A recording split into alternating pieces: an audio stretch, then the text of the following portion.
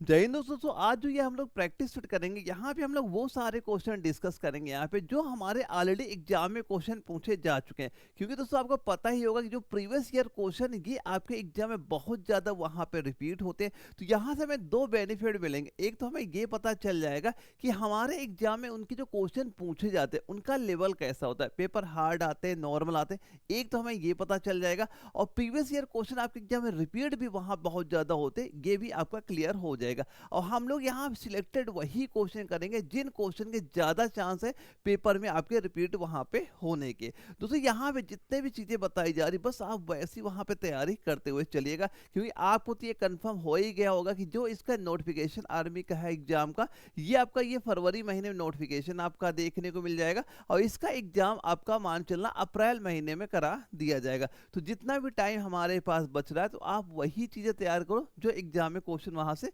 पूछे जाते हैं। दोस्तों जैसे कि मैंने आपको बता दिया कि मैं यहाँ पे 100 सेट कराऊंगा। अगर आपने ये 100 सेट एक तरफ से वहाँ पे कर ली हो तो आप जब भी पेपर दोगे यहाँ सीधे सीधे क्वेश्चन आपके एग्जाम में वहाँ पे देखने को मिल जाएंगे। तो पहला क्वेश्चन दोस्तों हमारा जीके के यहाँ पे आ जाता है, जो कि आपको ये गया एआरओ में आर्मी जेडी के एग्जाम में क्वेश्चन पूछा गया। तो क्या चीज पूछी गई कि विश्व साक्षरता दिवस आपका ये कब वहां पे मनाया जाता है। किसका पूछा गया, विश्व साक्षरता दिवस कब आपका मनाया जाता है। 21 फरवरी है, 27 जुलाई है, 5 अगस्त है, 8 सितंबर। क्योंकि दोस्तों ये आपका जो दिवस वाला टॉपिक है आपके एग्जाम में सिलेबस में वहां पे दिया गया है, तो अच्छे से तैयार करना। एक क्वेश्चन यहाँ से आपको पेपर में वहां पे देखने को मिल जाएगा।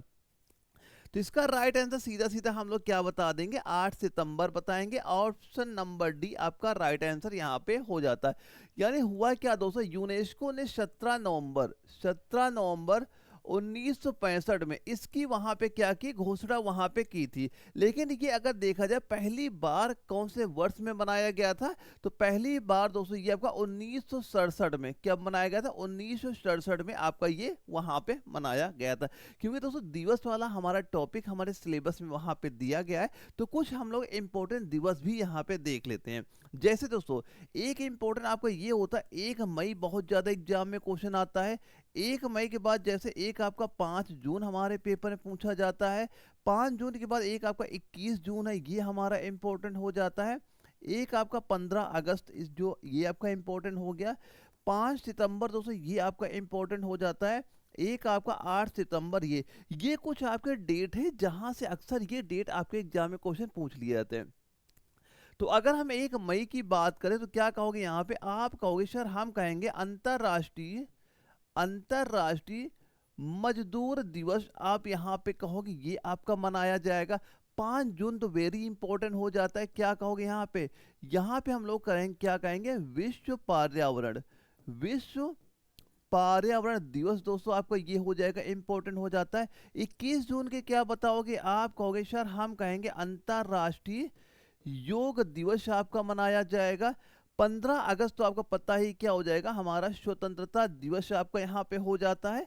अब इसके बाद जो 5 सितंबर यहाँ पे इंपॉर्टेंट है, ये क्या हो जाएगा, आप कहोगे इस दिन हमारा ये शिक्षक शिक्षक दिवस के रूप में मनाया जाता है। 8 सितंबर में क्या कहोगे, अंतरराष्ट्रीय साक्षरता अंतरराष्ट्रीय साक्षरता दिवस। ये कुछ दिवस हैं जो अक्सर हमसे एग्जाम में वहाँ पूछ लिया जाते हैं। तो आपको जो दिवस वाला टॉपिक है अच्छे से आपको तैयार भी करना है, ताकि एक क्वेश्चन हमारा यहीं से कंफर्म हो जाए जब हमारे पेपर में वहाँ क्वेश्चन पूछा जाता है। तो इसके बाद अगला क्वेश्चन क्या दिया जा रहा है, किसान क्रेडिट कार्ड योजना किस वर्ष वहां पे लागू की गई थी, जो कि आपका अमेठी एआरओ में आर्मी जीडी के एग्जाम में क्वेश्चन वहां पूछा गया था। तो अगर आपके पेपर में ये क्वेश्चन वहां पे रिपीट हुआ तो इसका सीधा सीधा राइट आंसर क्या बताओगे, किसान क्रेडिट कार्ड योजना किस वर्ष लागू की गई थी, आप कह दोगे 1998 99 कहोगे। ऑप्शन नंबर बी आपका राइट आंसर यहाँ पे राइट आंसर यहाँ पे हो जाता है। तो अगर तो कोई यहाँ पे एक चीज ये भी याद कर लेना कि एक चीज ये यहाँ पे याद करना, NABARD द्वारा द्वारा किसके द्वारा, आरबी गुप्ता आरबी गुप्ता समिति आरबी गुप्ता समिति की सिफारिश ये मॉडल योजना आपकी वहाँ पे शुरू की गई थी। लेकिन यहाँ ज़्यादातर ये आपका डेट ही आपके एग्जाम में क्वेश्चन पूछा जाता है। यहाँ पे सीधा ये याद कर लें, नाबार्ड द्वारा आरवी गुप्ता समिति की सिफारिश पर मॉडल योजना आपकी ये तैयार वहाँ पे की गई थी। ये भी आपके पेपर क्वेश्चन देखने को मिल जाता है, क्योंकि ये आपका अमेठी एआरओ में सीधे सीधे क्वेश्चन वहाँ पूछा गया था। एक क्वेश्चन ये पूछा गया, किस दिन राष्ट्रीय मतदाता दिवस मनाया जाता है? किस दिन राष्ट्रीय मतदाता दिवस मनाया जाता है? 5 जनवरी है, 25 फरवरी है, 25 मार्च है, 25 अप्रैल है। तो किस दिन क्या पूछा जा रहा है? मतदाता दिवस के बारे में हमसे पूछा जा रहा है, जो कि आपका जोधपुर एआरओ में आर्मी जीडी के एग्जाम में ये क्वेश्चन सीधा सीधा वहां पे पूछा गया था। तो इसका राइट आंसर सीधा सीधा हम क्या कह देंगे? आप कहोगे 25 जनवरी कहेंगे। ऑप्शन नंबर ए इसका राइट आंसर यहाँ पे आपका हो जाता है। यानी मतदाता दिवस आपका ये 25 जनवरी को मनाया जाता है। ये भारतीय निर्वाचन आयोग की स्थापना जब वहां पे हुई थी, कब स्थापना वहां पे हुई थी? अगर एक ये भी याद कर लेना, अगर कभी क्वेश्चन ये आपसे पूछ लिया जाए, भारत निर्वाचन आयोग, अगर ये क्वेश्चन पूछा जाए इसकी स्थापना कब वहां पे हुई थी, तो स्थापना कब बताओगे? यहाँ पे ये आप बताओगे क्या? डेट याद करना, 25 जनवरी 1950 को इसकी स्थापना हुई थी। और इसी की याद में हर वर्ष आपको ये 25 जनवरी को आपका क्या मतदाता दिवस के रूप में आपका ये मनाया जाता है। कुछ दिवस और यहाँ पे देखो, एक क्वेश्चन ये यहाँ पे नोट कर लेना कि अगर सब क्वेश्चन ये आपसे पूछा जाए कि ये आपका पहली बार कौन से वर्ष में आपका ये मनाया गया था, तो आप क्या कहोगे? पहली बार आपको ये 2011 में मनाया वहां पे गया था। अब कुछ डेट और याद करना, अगर क्वेश्चन ये पूछा गया 26 जनवरी को हम लोग किस रूप में जानते हैं? 30 जनवरी का आपसे पूछ ले, या फिर आपसे 8 मार्च का पूछ ले, 8 मार्च इंपॉर्टेंट डेट हो जाता है, या फिर आपसे 7 अप्रैल का यहाँ पे पूछ ले, तो कोई भी डेट आपसे पूछे आप सभी के आंसर आप दे सकते हो, क्योंकि दिवस से क्वेश्चन आपके एग्जाम में हमेशा वहाँ पे पूछे जाते हैं। तो 26 जनवरी को तो हमें पता ही यहाँ पे क्या हम लोग मनाते हैं? गणतंत्र दिवस। क्या आपका मनाया जाएगा? आप कहोगे इस दिन गणतंत्र दिवस के रूप में मनाते हैं। 30 जनवरी का पूछा गया तो आप ये याद करिएगा, शहीद दिवस के रूप में आपका ये मनाया जाएगा। किस रूप में? शहीद दिवस के रूप में आपका मनाया जाएगा। अगर 8 मार्च का आपसे पूछा जाता, हम कहेंगे अंतर्राष्ट्रीय महिला दिवस, अंतर्राष्ट्रीय महिला दिवस के रूप में मनाया जाएगा। 7 अप्रैल हमसे पूछ लेता तो हम क्या कहते हैं यहाँ पे? विश्व स्वास्थ्य दिवस, विश्व स्वास्थ्य दिवस के रूप में आपका ये मनाया जाएगा। तो ये कुछ इंपॉर्टेंट ये भी आपके डेट हो जाते हैं जो हमें पता होने चाहिए कि हमसे कुछ भी वहाँ पूछे, हमारा एग्जाम से क्वेश्चन गलत वहाँ पे नहीं होना चाहिए। अपना टारगेट बना के चलना, कैसे भी करके हमें 40+ क्वेश्चन वहाँ पे सही करने अगर आपको सिलेक्शन वहाँ पे लेना है। अगर आपने ये सेट सारे कंप्लीट वहाँ पे कर लिए तो आपके एग्जाम में सीधे सीधे क्वेश्चन दिखेंगे। बस आपको ये सारी चीज़ें तैयार वहाँ पे होनी चाहिए। और ये जो डेली अपनी क्लास होगी 6:30 बजे डेली कंटिन्यू एक मैं सेट वहाँ पे कराऊंगा। और यहाँ पे क्या होगा, आपका जो पूरा सिलेबस होगा वो आपका रिवाइज भी वहाँ पे हो जाएगा, और ये भी पता चलता जाएगा कि कैसे कैसे क्वेश्चन हमारे पेपर में आ सकते हैं और कैसे हमें अपना एग्जाम वहाँ पे क्वालिफाई करना है वहाँ पे। अब ये बताओ, वर्ष का सबसे लंबा दिन कौन सा वहां पे होता है? डेट पूछी जा रही है, 20 अप्रैल है, 15 मई है, 21 जून है, या 30 अगस्त। तो अगर आपके एग्जाम में क्वेश्चन रिपीट हुआ, ये आपको भोपाल एआरओ में क्वेश्चन पूछा गया जीडी के एग्जाम में, तो आप क्या बताओगे राइट आंसर इसका? तो सीधा सीधा क्या कहोगे? सर हम तो क्या कहेंगे, 21 जून कहेंगे। ऑप्शन सी आपका राइट आंसर यहाँ पे हो जाता है। यानी उत्तरी गोलार्ध में सबसे लंबा जो दिन होता है कब सा होता है? 21 जून का वहां पे होता है। इसे क्या कहते हैं? ग्रीष्म संक्रांति। इसे क्या कहा जाता है? आप कहोगे इसे आपका ग्रीष्म संक्रांति के नाम से आपका वहां पे जाना जाता है। अब देखो, अगर यहाँ पे ये क्वेश्चन देखो, यहाँ पे एक चीज ये भी याद कर लेना कि दक्षिणी गोलार्ध में इस दिन क्या हो जाएगा? सबसे छोटा दिन। अगर उत्तरी गोलार्ध में सबसे बड़ा दिन पूछा गया है, अगर यहाँ पे ये क्वेश्चन पूछ लिया जाए कि अच्छा बताओ कि दक्षिणी गोलार्ध में सबसे छोटा दिन कौन से दिन वहां पे होता है, तो यहाँ पे बात हुई है उत्तरी गोलार्ध का दिया जा रहा है 21 जून। अगर यहाँ दक्षिणी गोलार्ध का पूछा जाए सबसे छोटा दिन कौन सा होता है, तो वो आपका 21 जून भी वहां पे राइट आंसर हो जाता है। ये उत्तरी गोलार्ध में अगर सबसे बड़ा दिन है तो दक्षिणी गोलार्ध में सबसे छोटा दिन भी इसी दिन आपको वहां पे देखने को मिल जाएगा। और इसे क्या कहते हैं, ग्रीष्म संक्रांति के नाम से आपका ये वहां पे जाना जाता है। अगला क्वेश्चन आता है, निम्नलिखित पुरस्कारों में से कौन सा पुरस्कार नॉर्वे के राजा द्वारा प्रस्तुत किया गया, और अक्सर इसे गणित का नोबेल पुरस्कार भी वहां पे कहा जाता है। तो एक क्वेश्चन ये भी पूछ सकता है, ये गणित का नोबेल पुरस्कार किसे वहां पे कहा जाता है, तो बताओ फील्ड्स मेडल है, या फिर आपका एबल प्राइज है, उल्फ प्राइज है, या आपका चेर्न मेडल है। तो क्या राइट आंसर इसका आप बताओगे, अगर पेपर में क्वेश्चन आपके आता है तो आप सीधा सीधा कहोगे सर हम क्या कहेंगे, एबल प्राइज कहेंगे। अमेठी एआरओ में क्वेश्चन पूछा गया था, ऑप्शन नंबर बी आपका राइट आंसर यहाँ पे हो जाता है। अगर ये क्वेश्चन पूछा जाए, अच्छा ये जो अवार्ड है कब इसकी स्थापना हुई, कब से दिया जाने लगा है, तो आप क्या कहोगे, इस ये आपका 2002 में इसकी क्या बताओगे, स्थापना वहां पे की गई, यानी घोषणा वहां पे हुई थी। अब ये पहला जो आपका दिया गया था 2003 में, किसको दिया गया था, ये नाम आप यहाँ पे याद कर लेना, इनको ये पहला अवार्ड आपका वहां पे दिया गया था। ये नाम भी आप लिख लेना। अगर क्वेश्चन पूछा गया कि ये बताओ कि जो आपका एबल प्राइज सबसे पहले किसको वहां पे दिया गया था, तो ये आपका 2003 में इनको यहां पे दिया गया, ये नाम आपको पता वहां पे होना चाहिए। अच्छा ये बताइए, निम्नलिखित में से कौन सा राष्ट्रीय नेता poverty and un British rule India के लेखक है। देखो जो लेखक वाला है हमारा, ये इंपॉर्टेंट होता है। लेखक यानी एक बुक का नाम देगा, ये पूछेगा उस बुक के लेखक कौन वहां पे हो जाते हैं, या फिर ये क्वेश्चन पूछा जाता है लेखक का नाम आपको देगा और ये पूछेगा इनके द्वारा कौन सी पुस्तक वहां पे लिखी गई है। तो कोई भी चीज पूछ सकता है, तो सारी चीजें क्लियर यहाँ पे होनी चाहिए। पहले तो हम क्या बताएंगे यहाँ पे कि ये बताओ poverty and un British rule in India के लेखक का नाम बता दो, क्या वहां पे हो जाएगा। तो यहां पे हम बताएंगे दादा भाई नौरोजी हो जाएंगे। ऑप्शन सी इसका राइट आंसर होता है। गया एआरओ में, यानी कि बिहार के गया एआरओ में ये क्वेश्चन आपका आर्मी जीडी के एग्जाम में सीधा सीधा क्वेश्चन वहां पे पूछा गया था। अब देखो कुछ चीजें और मैं यहाँ पे नोट कराता हूँ, कुछ इंपॉर्टेंट बुकें जो अक्सर एग्जाम में देखा होगा, अगर आप मान लो प्रीवियस ईयर क्वेश्चन प्रैक्टिस कर रहे होंगे, या फिर अगर आपने एग्जाम ऑलरेडी वहां पे दे रखा होगा, तो आपने खुद देखा होगा कैसे कैसे क्वेश्चन हमारे पेपर में बन सकते हैं वहां पे। एक देखो इंपॉर्टेंट क्या हो जाएगा, सबसे ज्यादा इंपॉर्टेंट एक ये पुस्तक याद करना कि क्या डिस्कवरी ऑफ इंडिया, सीधा सीधा पूछेगा ये बताओ आप discovery, discovery of India, discovery of India पुस्तक का नाम दे देगा, पुस्तक का नाम आपको दे देगा। अब पूछेगा डिस्कवरी ऑफ इंडिया ये पुस्तक किसके द्वारा वहां पे लिखी गई है।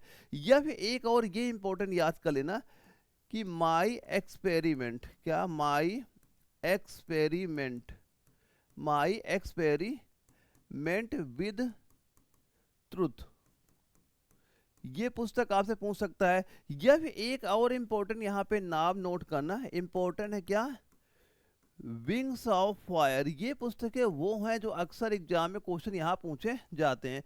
एक और इंपॉर्टेंट नोट करना, जैसे कि आपसे ये पूछा जाए गोदान, गोदान हो गया। एक और आपसे पूछ सकता है, जैसे आपकी गीतांजलि हो गई, क्या पूछ सकता है, गीतांजलि, गीतांजलि, ये कुछ ऐसी पुस्तकें हैं जो अक्सर आपके एग्जाम में सीधे सीधे क्वेश्चन वहां पूछे जाएंगे। ये बुक का नाम देगा और इनके राइटर पूछेगा। तो अगर डिस्कवरी ऑफ इंडिया आपसे यहाँ पूछा जाता है तो किसका नाम बताओगे, आप बताओगे जवाहरलाल नेहरू, जवाहरलाल नेहरू का नाम आपको पता होना चाहिए, एग्जाम में क्वेश्चन बनता है। माई एक्सपेरिमेंट विद ट्रुथ, तो किसका नाम बताओगे, यहाँ पे आप बताओगे महात्मा गांधी जी का नाम आपको यहाँ पे पता होना चाहिए। विंग्स ऑफ फायर ये किसकी बता दोगे, ये हो जाएगा दोस्तों आपका doctor APJ, APJ Abdul Kalam, Abdul Kalam का नाम यहाँ पे दोस्तों आपको पता होना चाहिए। गोदान तो आपको पता ही होगा किसकी हो जाएगी, मुंशी प्रेमचंद, किसका नाम बताओगे यहाँ पे, मुंशी प्रेमचंद्र का नाम आपको पता होना चाहिए। गीतांजलि में किसका नाम बताओगे, यहां बताओगे रविंद्रनाथ टैगोर, किसका, रविंद्रनाथ टैगोर का नाम आप बता देना। ये आपकी जो 5 मैंने पुस्तकें यहाँ पे लिखाई हैं, ये पुस्तकें वेरी इंपॉर्टेंट हो जाती है, किसी न किसी एग्जाम में हमेशा यहाँ देखने को मिलते हैं। तो ये सारे नाम आपको क्लियर वहाँ पता होने चाहिए, क्योंकि जो बुक वाला टॉपिक है आपके सिलेबस में दिया गया और हर बार क्वेश्चन यहाँ से हमें देखने को मिल जाता है। अगला क्वेश्चन अगर हम लोग देखते हैं क्या दिया जा रहा है, देखो ये जो नोट्स आपने यहाँ पे ले रखे हैं, बस नोट्स आप यहाँ पे तैयार कर लेना। देखो यहाँ पे हुआ क्या है, जो आपका एप्लीकेशन आने वाला है यहाँ पे ये कंप्लीट नोट्स तो यहाँ पे अपलोड ही किए गए, चाहे आपका रीजनिंग का हो, चाहे मैथ का हो, चाहे जी का हो, चाहे जनरल साइंस, यानी नोट्स आपको बनाने नहीं पड़ेंगे। वहाँ पे कंप्लीट नोट्स है, बस एक बार आप तैयार करो, जब आपका एग्जाम वहाँ पे लगेगा क्वेश्चन सीधा सीधा आपसे वहाँ पूछा जाएगा। लेकिन ये सारी चीज़ें आप अच्छे से वहाँ पे तैयार करते रहना। अब ये एप्लीकेशन देखो, ये नोट्स के साथ ना ये 50 जो प्रीवियस ईयर पेपर हैं, सीधा सीधा मैं पेपर दे रखा। अभी जो आपका 2025 पेपर हुआ था, जो 24 में हुआ, 23 में हुआ, जितने पेपर हुए और जितने भी सेट उनके वहाँ पे हुए, सारे मैंने वहाँ पे अपलोड कर दिए हैं। एक बार वो तैयार करके जाना। अगर आपको ये लगता है कि भाई हमें इसी साल अपना एग्जाम क्लियर करना है, ये नोट दोस्तों अगर आपके कोई डाउन दिक्कत आ रही है, आप सीधे मुझे व्हाट्सएप पे मैसेज भी कर सकते हैं, जहां मैं प्रॉपर आपको बता दूंगा ये नोट्स कैसे आप ले सकते हैं। बस एग्जाम पहले तैयार जरूर करके जाना, अगर आपको इसी साल अपना एग्जाम वहां पे क्लियर करना है तो। अब अगला क्वेश्चन हम लोग देखते हैं क्या पूछा गया है। भारत के इन पड़ोसी देशों में से कौन सा देश गलत तरीके से अपने राष्ट्रीय खेल से मेल खाता है। देखो राष्ट्रीय खेल जो कम से कम जो आपके जितने पड़ोसी देश होते हैं, जैसे आपका पाकिस्तान हो गया, बांग्लादेश हो गया, श्रीलंका हो गया, नेपाल हो गया, भूटान हो गया, इनकी कुछ चीज़ें याद कर लेना, जैसे कि इनकी राजधानियाँ याद कर लेना, या फिर इनकी मुद्राएं वहाँ पे क्या हो सकती है, और इनका कौन सा ऐसा डिस्ट्रिक्ट है या कौन सा राज्य है जो आप भारत की सीमा से साझा या जुड़ा हुआ वहाँ पे। अब इन देशों के आपके पीएम कौन है वहाँ पे, यानी प्रधानमंत्री कौन है, राष्ट्रपति कौन है, या फिर आप ये ऐसे क्वेश्चन वहां पे पूछे जाते हैं। तो कुछ बेसिक चीजें वहां पे तैयार कर लीजिएगा। फिलहाल इसका राइट आंसर बताओ क्या पूछा जा रहा है। भारत के इन पड़ोसी देशों में से कौन सा देश गलत तरीके से अपने राष्ट्रीय खेल से मेल खाता है, कौन सा इसमें गलत है, ये हमसे पूछा जा रहा है। अफगानिस्तान का बुजकाशी ये सही हो जाएगा। बांग्लादेश का जो क्रिकेट है ना, यही आपका गलत हो जाएगा। क्या कह दोगे, ऑप्शन नंबर बी हमारा राइट आंसर यहाँ पे हो जाता है। दोस्तों कभी अगर पूछा जाए ये बताओ जो पाकिस्तान है, पाकिस्तान का राष्ट्रीय खेल कौन सा हो जाएगा, तो पाकिस्तान तक पूछेगा तो आप क्या बताओगे, पाकिस्तान का हो जाएगा हॉकी। पाकिस्तान के हॉकी याद कर लेना। अगर आपसे ये बांग्लादेश का यहाँ पूछा जाता है, किसका, बांग्लादेश का राष्ट्रीय खेल, तो क्या बताओगे, आपको पता होना चाहिए कबड्डी। क्या हो गया, कबड्डी हो गया। वहीं पे अगर आपका जो श्रीलंका का पूछ लिया जाता है, तो श्रीलंका का आप यहाँ पे क्या कह दोगे, ये हो जाएगा दोस्तों का वॉलीबॉल हो जाएगा, वॉलीबॉल ये हो जाएगा। यहीं पे अगर कभी आपसे नेपाल का पूछ लेता, किसका, नेपाल का पूछ लेता, तो आप क्या कह देते यहाँ पे, तब भी आप यहाँ पे वॉलीबॉल नेपाल में आप बोल देते। वहीं पे अगर कभी आपसे भूटान का राष्ट्रीय खेल यहाँ पूछ लिया जाता है, तो आप क्या कहोगे, तीरंदाजी। क्या हो जाएगा, आप कह दोगे तीरंदाजी या आर्चरी आपका हो जाता है। ये कुछ आपके भारत पड़ोसी देश है और उनके राष्ट्रीय खेल कौन से हो जाते हैं, ये अभी मैंने नोट करा दिए। सारे चीजें आप यहाँ पे नोट करिएगा कि आप एग्जाम में कोई भी चीज पूछी जाए आप उसका आंसर सही सही वहां पे दे पाए। अब ये बताओ कुतुबउद्दीन ऐबक किस राजवंश के संस्थापक वहां पे हो जाते, लोदी वंश है, तुगलक वंश है, गुलाम वंश है, खिलजी वंश है। जोधपुर एआरओ में जीडी के एग्जाम में क्वेश्चन वहां पूछा गया, तो अगर आपके पेपर में ये क्वेश्चन रिपीट वहां पे हुआ तो सीधा सीधा राइट आंसर आप क्या बता दोगे, आप कहोगे गुलाम वंश। ऑप्शन नंबर सी आपका राइट आंसर यहाँ पे हो जाता है। यानी जो कुतुबुद्दीन ऐबक यहाँ पे दिया जा रहा है, ये आपके 1206 में, क्या कहोगे, 1206 में दिल्ली सल्तनत की स्थापना की और गुलाम वंश की शुरुआत वहाँ पे इन्हों करते वहाँ पे। और जो ये आपके मोहम्मद गौरी के ये गुलाम वहाँ पे हो जाते हैं। अगर ये क्वेश्चन पूछा जाए किसके गुलाम ये वहाँ पे हो जाते हैं, किसका नाम बताते हैं, मोहम्मद गौरी के ये गुलाम आपके वहाँ पे हो जाते हैं। तो हम क्या कह देंगे, गुलाम वंश आपका यहाँ पे राइट आंसर हो जाता है कि कुतुबुद्दीन ऐबक ने 1206 में दिल्ली सल्तनत की स्थापना की और गुलाम वंश की वहां पे स्थापना अपनी शुरू वहां पे कर देते हैं। अब बताओ हुमायूं नामा के लेखक कौन यहाँ पे हो जाएंगे। जो एक आपके पुस्तक है हुमायूंनामा, अभी मैंने बताया कि पुस्तकें आपके एग्जाम में क्वेश्चन पूछी जाती हैं। ये पुस्तक आपकी भोपाल एआरओ में क्वेश्चन पूछा गया था कि हुमायूंनामा के लेखक कौन हो जाएंगे, हुमायूं हैं, गुलबदन बेगम है, या इनायत खान हो जाएंगे, या आपका अहमद यादगार हो जाएंगे। तो किसका नाम बताओगे, इसका क्या राइट आंसर आपका यहाँ पे हो सकता है। तो अगर आपके एग्जाम में क्वेश्चन रिपीट हुआ तो सीधा सीधा क्या बताओगे राइट आंसर इसका, आपको क्या देना है, गुलबदन बेगम का नाम बताओगे। ऑप्शन नंबर बी इसका राइट आंसर यहाँ पे हो जाता है। यानी हुमायूं नामा की जो लेखिका कौन हो जाएंगे, गुलबदन बेगम हो जाएंगे, जो कि बाबर की बेटी यहाँ पे होती हैं, और हुमायूं की क्या हो जाएंगी, हुमायूं की सौतेली बहन वहां पे आपकी हो जाती हैं। अब ये किसके अनुरोध में अगर पूछा जाए, किसके अनुरोध में ये लिखा गया था, तो अकबर के अनुरोध में ये पुस्तक वहां पे आपकी लिखी गई थी। इसमें क्या हुआ था, मुगल दरबार की महिलाओं की पहली जीवनी स्मृति भी वहां पे आपकी हो जाती है। और कौन सी भाषा में लिखी गई अगर पूछा जाता है, तो कौन सी भाषा में ये आपकी हुमायूंनामा लिखा गया है, ये फारसी भाषा में आपका लिखा गया है। तो क्या राइट आंसर बताओगे, गुलबदन बेगम के द्वारा आपकी ये लिखी वहां पे गई थी। अगला क्वेश्चन जो गया एआरओ में पूछा गया, खजुराहो समूह के प्रसिद्ध स्मारक किस राज्य में है। जो अब खजुराहो समूह के प्रसिद्ध स्मारक किस राज्य में हो जाएंगे, उत्तर प्रदेश है, मध्य प्रदेश है, राजस्थान है, महाराष्ट्र है। तो कौन सा राज्य का नाम यहाँ पे आप बताओगे। अगर एग्जाम में क्वेश्चन रिपीट हुआ तो आप कहोगे सर हम क्या बताएंगे, मध्य प्रदेश का नाम बताएंगे। ऑप्शन नंबर बी आपका राइट आंसर यहाँ पे हो जाता है। क्या बताओगे, मध्य प्रदेश में। यानी जो आपके खजुराहो के मंदिर है ये मध्य प्रदेश के, मध्य प्रदेश का कौन सा जिला, जो आपका छतरपुर जिला है, कौन सा जिला कह दोगे, जो आपका छतरपुर जिले में, छतरपुर जिले में आपका ये वहां पे बना हुआ है। अब अगर क्वेश्चन ये पूछ लिया जाए कि ये जो खजुराहो के जो वहां मंदिर बनाए गए हैं किसके द्वारा बनाया गया है और कब ये बनाया गया था, तो किसके द्वारा अगर आपसे पूछा जाता तो आप क्या कहोगे, जो चंदेल वंश है, कौन से वंश ने बनवाया था, आप कहोगे चंदेल वंश के द्वारा बनवाया गया था। कब बनवाया गया था, आप कहोगे 950 से लेके 1050 ईस्वी में ये आपका वहां पे बनाया गया था। तो क्या बताओगे। और ये आपका एक क्वेश्चन ये भी क्वेश्चन आता है कि जो खजुराहो का मंदिर है वहां बने हुए हैं वहां पे, ये आपका विश्व धरोहर स्थल में कब शामिल वहां पे किया गया था। तो यहाँ पे एक चीज ये भी याद कर लेना, यूनेस्को, क्या लिखोगे, यूनेस्को विश्व धरोहर, यूनेस्को विश्व धरोहर स्थल में।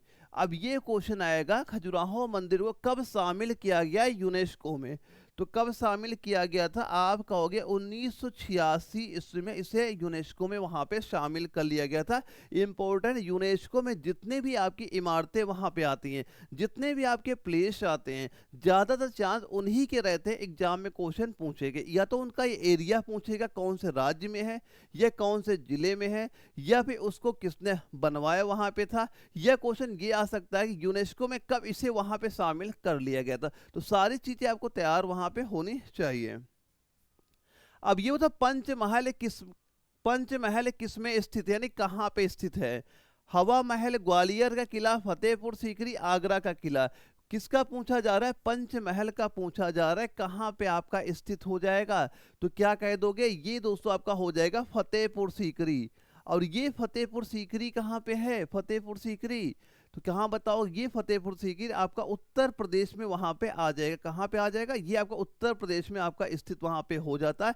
ये जो आपका पंचमहल है ये अकबर द्वारा बनवाया गया 5 मंजिला खंभों वाला महल वहां पे हो जाता है, जो कि फतेहपुर सीकरी में आपके स्थित है। ये आपका हवा लेने और मनोरंजन के लिए वहां बनाया गया था। तो ये किसके द्वारा बनवाया गया था अगर क्वेश्चन पूछा जाता है, तब भी आप किसका नाम बताते, अकबर का नाम आप यहाँ पे बता देते। बाद में एक बार ये भी हुआ था कि जो अकबर का काल वहाँ पे था, जो आगरा, जो इनकी राजधानी आगरा थी, इसके बाद कुछ समय के लिए आपको ये फतेहपुर सीकरी भी अपनी राजधानी वहाँ पे कर देते हैं, लेकिन पानी का अभाव होता है फतेहपुर सीकरी में, इसके बाद पुनः जो इनकी राजधानी आगरा में वहाँ पे कर दी गई थी।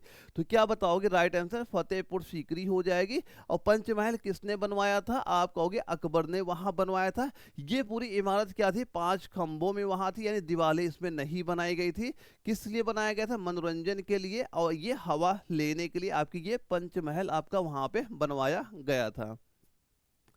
अगला क्वेश्चन आता है कि निम्नलिखित विकल्पों में से किसे भारत और चीन के बीच प्रभावी सीमा वहां पे कहा जाता है। मैकमोहन रेखा है, डूरन रेखा है, रेडक्लिफ रेखा या पाक जल मरुस्थल।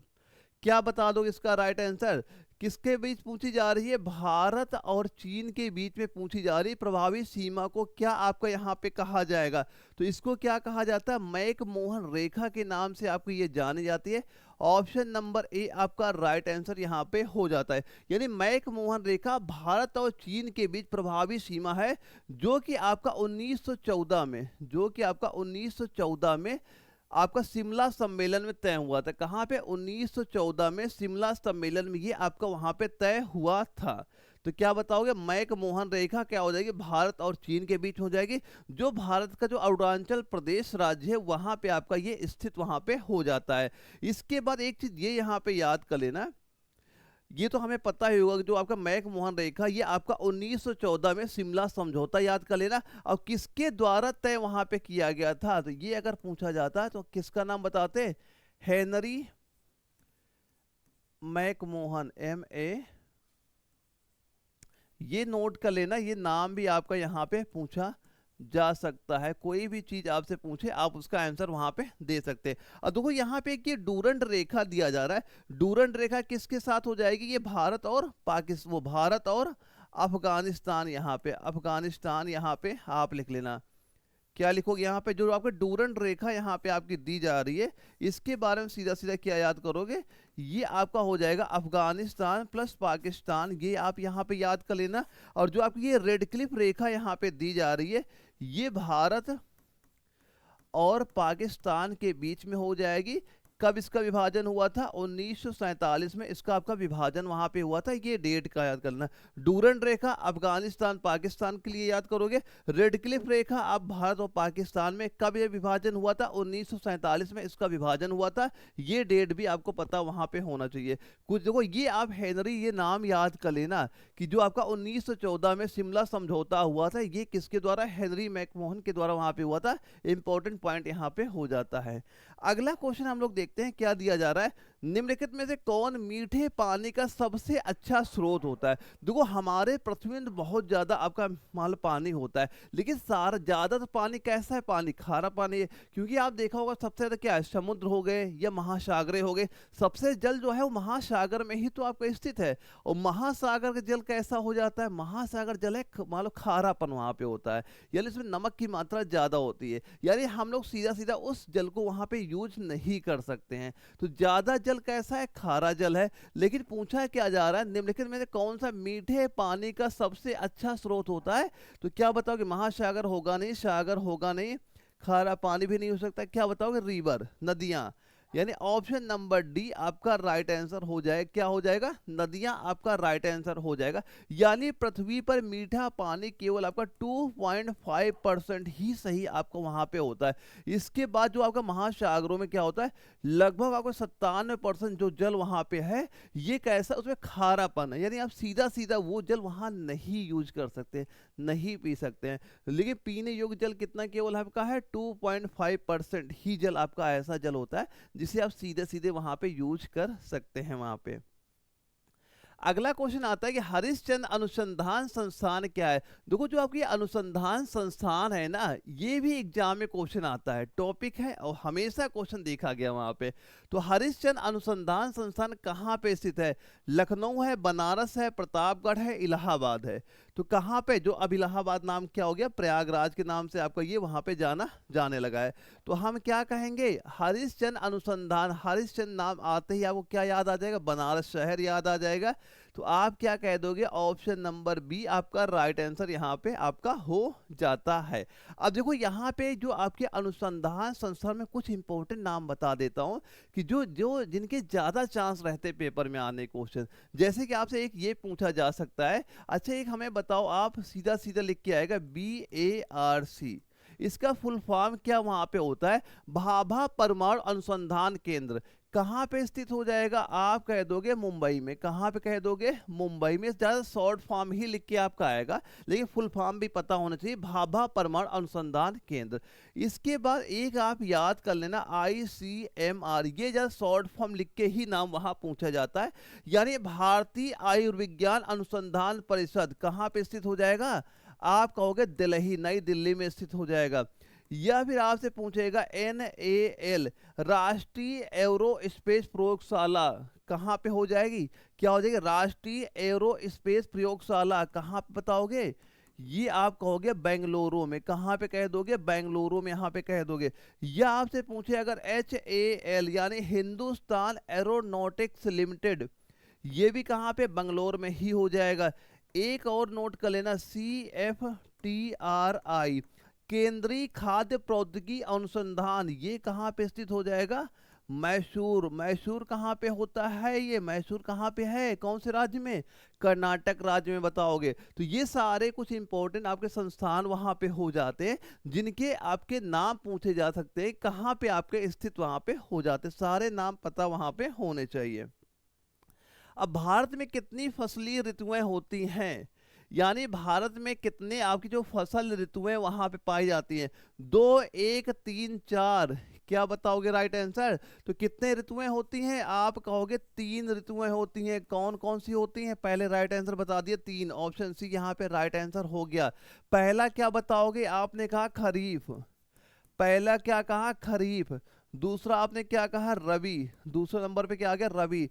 तीसरे नंबर पे क्या कह दिया आपने? कहा जायद, यहाँ पे कह दिया। तो जो खरीफ फसल होती है ये आपके जून जुलाई में बुआई यहाँ पे होती है, और सितंबर अक्टूबर में कटाई वहाँ पे हो जाती है। जैसे आपका धान हो गया, मक्का हो गया, ये कैसी फसलें होती हैं? खरीफ फसलें होती हैं।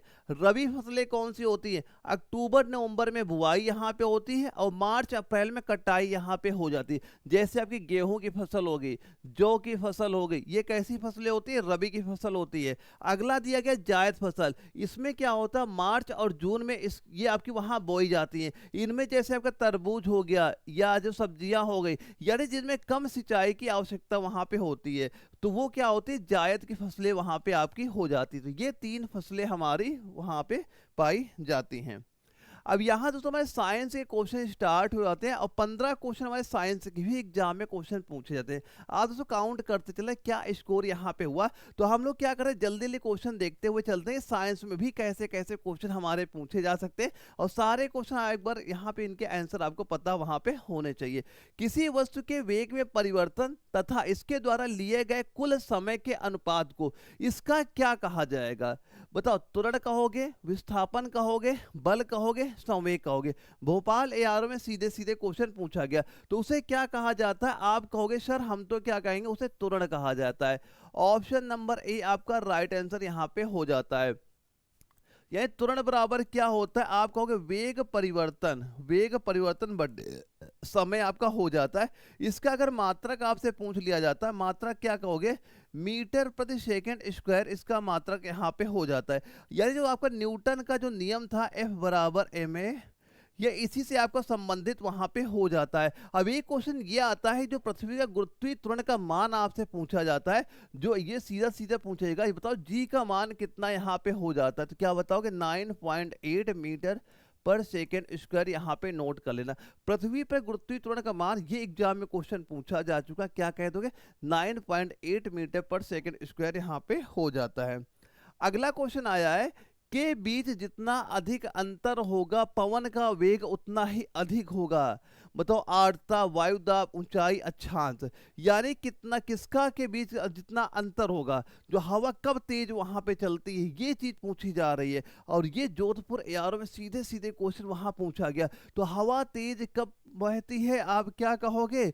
जब आपका वायुदाब के बीच जितना अधिक अंतर होगा, पवन उतना ही तेज वहां पे चलती है। जैसे मान लो एक तरफ गर्म हवा, एक तरफ ठंडी हवा, तो बीच में क्या हुआ? उनका प्रेशर कैसा बन रहा है? वायु दाब का प्रेशर बन रहा है। तो जब दाब ज्यादा किसी चीज पड़ेगी, तो ऑटोमेटिक ही मान लो क्या होता है, उसका वेग क्या हो जाएगा? बढ़ने वहां पे लगता है। तो हवा का वेग क्या हो जाएगा? बढ़ने आपका स्टार्ट वहां पे हो जाता है। अगला क्वेश्चन आता है, वैश्विक ऊष्मन में योगदान देती है, अतः इसे ग्रीन हाउस गैस कहा जाता है। क्या पूछा जा रहा है, ग्रीन हाउस गैस किसे कहा जाएगा? ऑक्सीजन है, नाइट्रोजन, हाइड्रोजन, मीथेन। तो कौन सी ग्रीन हाउस गैस इनमें से यहाँ पे हो जाती है? तो यहाँ पे जो आपके मीथेन दी गई है ये क्या होती है? ग्रीन हाउस गैस है। ऑप्शन डी आपका राइट आंसर हो जाता है। तो क्या बताओगे? मीथेन। यानी जो आपके CH4 है ये आपका राइट आंसर यहाँ पे हो जाता है। जैसे कि जो आपकी CO2 है ये ग्रीन हाउस गैस है, मीथेन है ये ग्रीन हाउस गैस है, N2O है ये जो आपका जलवाष्प है, ये तीनों क्या होते हैं? ग्रीन हाउस यहाँ पे हो जाती हैं। यानी कि जो आपकी कार्बन डाइऑक्साइड ये गैस जो आपकी यहाँ पे दी जा रही है, कार्बन डाइऑक्साइड क्या होती है? ये 25 से 28 गुना अधिक ग्लोबल वार्मिंग वहां पे करती है। तो क्या कहोगे? ये कोई भी यहाँ पे आपका दिया जाए कि ग्रीन हाउस गैस, इसमें भी एक ऑप्शन आपको देखने मिलेगा, जहां पे ये ऑप्शन दिख जाए कह देना भाई यही ग्रीन हाउस गैस हमारी यहाँ पे हो गई। अब ये बताओ, यदि किसी वस्तु का ऊर्ध्वाधर दिशा में ऊपर की ओर फेंका जाए तो अधिकतम ऊंचाई पर इसकी क्या हो जाएगा? बताओ, स्थितिज ऊर्जा शून्य हो जाएगी, संवेग अधिकतम होगा, गतिज ऊर्जा शून्य होती। तो भाई हम क्या कहेंगे? गतिज ऊर्जा ही तो शून्य यहाँ पे होगी। तो आप देखते होगे जैसे आप कोई ईंटा लो, पत्थर लो, ऊपर आप फेंकते हो, वहां पे जो वो सबसे ऊपर वहां पहुंच जाता है, तो कोई ना कोई एक ऐसा पॉइंट वहां पे होता है जहां पे वो फिर नीचे आना स्टार्ट करता है। तो जो आपका सबसे ऊपर वाला पॉइंट होगा तो वहां भी भाई कोई गति ही नहीं होगी ना। तो हम लोग क्या कहें? जो गतिज ऊर्जा क्या हो जाएगी? ऊपर आपकी शून्य यहाँ पे हो जाती है। अब यहाँ पे गतिज ऊर्जा शून्य हुई, अब यहाँ पे जो आपके स्थितिज ऊर्जा है वो वहां पे क्या हो जाएगी? अधिकतम वहां पे। तो लेकिन हमें पूछा क्या कि गतिज ऊर्जा, हम लोग क्या बताएंगे? शून्य वहां पे हो गई। अगर यहाँ पे ये क्वेश्चन होता है, एक ऑप्शन दिया होता है कि स्थितिज ऊर्जा अधिकतम हो जाएगी, तो वो भी हमारा राइट आंसर हो जाता है। फिलहाल हम लोग क्या कहेंगे? ऑप्शन नंबर सी इसका राइट आंसर यहाँ पे आपका हो जाता है। देखो, अगर एक यहाँ से फार्मूला भी याद कर लेना, यहाँ पे आपसे ये क्वेश्चन पूछा जाता है कि अधिकतम जो ऊंचाई होती है कितनी, वहां पे कैसे आप वहां पे निकालते हो? फार्मूला क्या कहोगे? जब भी हमसे अधिकतम ऊंचाई पूछा जाएगा तो उसका फार्मूला आप सीधा सीधा क्या कह दोगे? H बराबर हो जाएगा U² / 2G। यहाँ पे आपका हो जाता है। यहाँ से आप क्या करोगे? अधिकतम ऊंचाई निकाल सकते हो। यानी जब किस वेग से आपका ये फेंका जा रहा है, ये U हो गया। G का मान अभी मैंने आपको लिखा ही दिया, G का मान कितना होगा। तो यहाँ से आप निकाल सकते हो कितने ऊपर तक आपका वो जाएगा। जिस वेग से फेंकोगे इसका मान रखोगे, G का मान पता ही 9.8 वहाँ पे रहता है। वहाँ से आप निकाल सकते हो कोई वस्तु अगर आपने फेंकी वहाँ पे तो ये कितने ऊपर तक वहाँ पे जा सकती है। इस फार्मूला का यूज करके आप वो चीज यहाँ पे निकाल सकते हो। अगला क्वेश्चन क्या आपका दिया जा रहा है? आधुनिक आवर्त सारणी में समूह तथा आवर्तों की संख्या कितनी वहां पे होती है? आधुनिक आवर्त सारणी में समूह तथा आवर्त इनकी संख्या क्या वहां पे होती है? तो संख्या बड़ी पता ही सारा क्या होता है, बस यहाँ पे संख्या ही ध्यान रख लो, वहां पे संख्या ही आपसे यहाँ पूछी जाती है। तो हम क्या कहेंगे? आधुनिक आवर्त सारणी में समूह कितने हो जाएंगे? आपसे कह दिया समूह तथा आवर्त पूछा जा रहा है, तो आप कहोगे ये हो जाएंगे 18 और 7 यहाँ पे आपके हो जाते हैं। तो हम क्या कह देंगे? ऑप्शन नंबर ए आपका इस क्वेश्चन का राइट आंसर यहाँ पे हो जाता है। यानी कि समूह और आवर्तों की संख्या कितनी हो जाती है? आपकी 18 और 7 यहाँ पे हो जाती है। भोपाल ARO में हमारा सीधा सीधा क्वेश्चन आपका ये पूछ लिया गया था। अब बताओ, निम्नलिखित में से कौन सा मिश्रण का उदाहरण है? किसका मिश्रण का? दूध है, गैसोलीन है, द्रवित पेट्रोलियम है, या सभी विकल्प सही है? पूछा क्या जा रहा है? मिश्रण का उदाहरण बताओ कौन सा है, किसका मिश्रण का हमसे पूछा जा रहा है। तो यहाँ पे क्या बताओगे? देखो, दूध, हाँ ये भी मिश्रण है आपका, गैसोलीन भी आपका हो जाता है, द्रवित पेट्रोलियम ये भी हो गया। तो हम ये कह सकते हैं सभी विकल्प आपके सही हो जाएंगे। ऑप्शन नंबर डी आपका राइट आंसर यहाँ पे हो जाएगा। मिश्रण क्या होता है? दो या दो से अधिक पदार्थों का जो आपका भौतिक संयोग वहां पे होता है वही क्या कहलाता है? आपका मिश्रण कहलाता है। तो इनमें सारे क्या आपको हो जाएंगे? देखो, दूध क्या आपका होता है? ये आपका इमल्सन होता है, यानी क्या होता है? कोलाइडल मिश्रण होता है। दूध क्या होता है? आपका एक प्रकार का कोलाइडल मिश्रण हमारा यहाँ पे हो जाता है। इसके बाद जो आपको यहाँ पे गैसोलीन दिया जा रहा है, ये पेट्रोलियम से प्राप्त होता है, यानी ये आपका हाइड्रोकार्बन का मिश्रण है। तो क्या गैसोलीन में क्या कहोगे? ये आपका हाइड्रोकार्बन का मिश्रण यहाँ पे हो गया। द्रवित पेट्रोलियम गैस यहाँ पे दिया जा रहा है, इसका तो पता ही आपका, जैसे प्रोपेन हो गया, ब्यूटोन होता है, तो वो क्या होता है? ये आपका क्या होता है? द्रवित पेट्रोलियम गैस होता है। कि प्रोपेन और ब्यूटेन का मिश्रण ही तो आपका यहाँ पे होता है। तो हम ये कह सकते हैं ये सारे के सारे क्या हो जाएंगे, मिश्रण हमारे हो जाते हैं। ऑप्शन नंबर डी आपका राइट आंसर इस क्वेश्चन के यहाँ पे हो गया। अगला क्वेश्चन हम लोग देखते हैं क्या दिया जा रहा है। पौधे प्रकाश संश्लेषण के लिए वायुमंडल से किसका उपयोग करेंगे। जो पौधे होते हैं प्रकाश संश्लेषण यानी जो अपना खाना बनाते हैं, भोजन बनाते हैं पौधे वहां पे, तो इसके लिए किसका उपयोग वहां पे आपको ये करेंगे। ऑक्सीजन करेंगे, नाइट्रोजन करेंगे, कार्बन डाइऑक्साइड करेंगे या फिर हाइड्रोजन का करेंगे। और ये आपका अमेठी एआरओ में क्वेश्चन वहां पे पूछ लिया गया था। तो अगर ये क्वेश्चन आपके एग्जाम में वहां रिपीट होता है तो आप इसका राइट आंसर कितना वहां पे आप बताओगे इस क्वेश्चन का।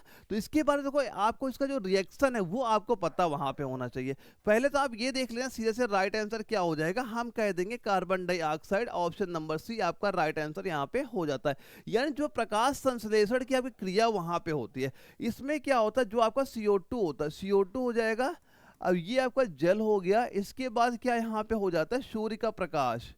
क्या हो गया, सूर्य का प्रकाश। ये जब क्रिया यहाँ पे होती है तो क्या बनता है, हम कहते हैं भाई यहाँ ग्लूकोज एक तो बन जाता है जो पौधे भोजन के रूप में यूज करते हैं, और ऑक्सीजन गैस जो हम लोग लेते हैं वो आपकी मुक्त वहां पे हो जाती है। तो यहाँ पे क्या बताओगे, पौधे प्रकाश संश्लेषण के लिए वायुमंडल से किसका यूज करते हैं। तो किसका यूज आप कह दोगे, CO2 का यूज करते हैं। किसका, कार्बन डाइऑक्साइड का यूज वहां पे करते हैं। ये बताओ निम्नलिखित में से कौन सा लगभग प्रत्येक कोशिका में पाया जाने वाला गुण नहीं है। क्या पूछा है, गुण नहीं है पूछा जा रहा है। कि कोशिका भित्ति है, प्लाज्मा झिल्ली है, केंद्रक है, कोशिका द्रव्य या कोशिका द्रव्य। क्या बताओगे राइट आंसर। ये क्वेश्चन सीधा सीधा गया एआरओ में, वहां पूछा गया। तो क्या बताएंगे, हम बताएंगे भाई कोशिका भित्ति बताएंगे। क्या, कोशिका भित्ति। ऑप्शन ए आपका राइट आंसर यहाँ पे हो जाता है। कोशिका भित्ति दोस्तों जो केवल आपका होता है ये केवल पादप कोशिकाओं में होता है। जैसे आपका बैक्टीरिया हो गया, इसमें आपका होता है। ये आपका जंतु कोशिका में नहीं पाया जाता है। तो पूछा क्या गया हमसे कि प्रत्येक कोशिका में पाया जाने वाला गुण नहीं है। तो क्या बताओगे, कोशिका भित्ति तो हमारी यहाँ पे होगी, क्योंकि कोशिका भित्ति केवल क्या होता है, ये पादप जो कोशिकाएं होती है उनमें ही आपका ये गुण वहां पे आपका पाया जाता है। अब ये कोशिका भित्ति में आप ये समझ सकते हो जैसे कि आपकी फंगी हो गई। क्या हो गई, फंगी हो गई। या फिर दोस्तों जैसे आपके बैक्टीरिया हो गए। क्या हो गया, बैक्टीरिया हो गए। इनमें आपको वहां पे पाया जाता है। ये आपका राइट आंसर यहाँ पे हो जाता है। अगला क्वेश्चन आता है कि दो पिंडों के बीच गुरुत्वाकर्षण का बल उन दो पिंडों के बीच की दूरी के क्या वहां पे होता है। व्युत्क्रमानुपाती, वर्ग के समानुपाती, वर्ग के व्युत्क्रमानुपाती या समानुपाती। इसका आंसर तब दे पाओगे जो आपको फार्मूला पता होना चाहिए। और फार्मूला F बराबर क्या हो जाएगा, F बराबर सीधा सीधा बताओगे G(m1 m2 बटे r स्क्वायर) यहाँ पे आपका हो गया। तो ये देखो आपके m1 m2 क्या हो जाते हैं, ये द्रव्यमान हो जाते हैं, r दूरी हो जाती है। तो हम क्या कहेंगे, देखो यहाँ से आपको समझ में आ रहा है, वर्ग के व्युत्क्रमानुपाती। राइट आंसर क्या यहाँ पे आ जाएगा, पूछा जा रहा है दो पिंडों के बीच गुरुत्वाकर्षण बल उन दो पिंडों के बीच की दूरी। ये जो आपकी दूरी यहाँ पे दी जा रही, दूरी क्या हो जाएगी, वर्ग के व्युत्क्रमानुपाती। वर्ग के व्युत्क्रमानुपाती हमारा हो रहा है, यानी ये बल हो जाएगा वर्ग के व्युत्क्रमानुपाती हो जाता है ये हमारा। तो यही चीज आपसे यहाँ पूछी जा रही है। तो हम क्या कह सकते हैं, ऑप्शन नंबर सी आपका राइट आंसर यहाँ पे हो जाता है। अगर यहाँ पे ये हमसे पूछ लिया जाता है कि बल उन दो पिंडों की जहां दूरी लिखा जा रहा है, दूरी की जगह द्रव्यमान आपका लिख दिया जाता है, तो द्रव्यमान के क्या हो जाता है, तो ये बल क्या द्रव्यमान क्या हो जाता है, m1 m2 ये हो जाता है, इनके समानुपाती यहाँ पे हो जाता है। दूरी का व्युत्क्रमानुपाती है, द्रव्यमान क्या हो जाएगा, आप कहोगे समानुपाती। आपका राइट आंसर यहाँ पे हो जाता है। इस जी का मान आपके एग्जाम में क्वेश्चन पूछा जाता है, तो मान कितना बताओगे, होगा इसका 6.674 इंटू 10 की पावर -11 न्यूटन मीटर स्क्वायर प्रति किलोग्राम स्क्वायर। आपका जी का मान वहां पे आपका हो जाता है। इसे क्या कहा जाता है, सार्वत्रिक गुरुत्वाकर्षण नियतांक के नाम से आपका यहाँ पे जाना जाता है। अब एक क्वेश्चन ये एग्जाम में पूछा गया है कि ये बताओ पृथ्वी में गुरुत्वीय और चंद्रमा के गुरुत्वीय के बीच का रेशियो क्या वहां पे होता है। इंपॉर्टेंट नोट कर लेना कि जो चंद्रमा पे, क्या बताओगे यहाँ पे लिख लेना, चंद्रमा पर जी का मान कितना होता है, तो जो आपका पृथ्वी पे जी का मान होगा उसका 1/6 वहां पे होता है। अब क्वेश्चन ये बनता है कि अगर किसी व्यक्ति का भार पृथ्वी पे 60 किलोग्राम है, तो चंद्रमा पे उसका भार कितना हो जाएगा? तो 1/6 यानी 10 केजी उसका भार चंद्रमा में आपका वहां पे हो जाता है। ये चीज याद कर लेना, फार्मूला याद कर लेना, ताकि कोई भी चीज पूछे उसका आंसर आप दे लेना। ये मात्रक भी आपका इंपॉर्टेंट है, इसका मान आपको पता वहां पे होना चाहिए। ठीक है, एग्जाम में क्वेश्चन यहां से बनता है आपके। सीमेंट में जिप्सम मिलाने का क्या उद्देश्य यहाँ पे होता है? चिकनाई के लिए? बिल्कुल नहीं। सूखने की दर कम करने के लिए? हाँ, यही हो जाएगा। या सूखने की दर बढ़ाने के लिए? ये भी गलत हो जाएगा। या मजबूती के लिए? ये तो गलत हो ही जाएगा। देखो ये होता है रीजन यहाँ पे। इसका मतलब मेन ये आपका हो जाएगा, जैसे कि आप मान लो जो जिप्सम वहां मिलाते हो, तो इसका आंसर बताइए, राइट आंसर यहाँ पे क्या आपका हो जाएगा? क्लियर बताओ क्या होगा। देखो जो सीमेंट होता है, सीमेंट में आप जो जिप्सम होता है, जिप्सम किस वजह से मिलाया जाता है? पहले तो ये लिख लो, जिप्सम का फार्मूला क्या यहाँ पे होता है? CaSO4 into 2H2। ये क्या हो जाएगा? जिप्सम का फार्मूला यहाँ पे होता है।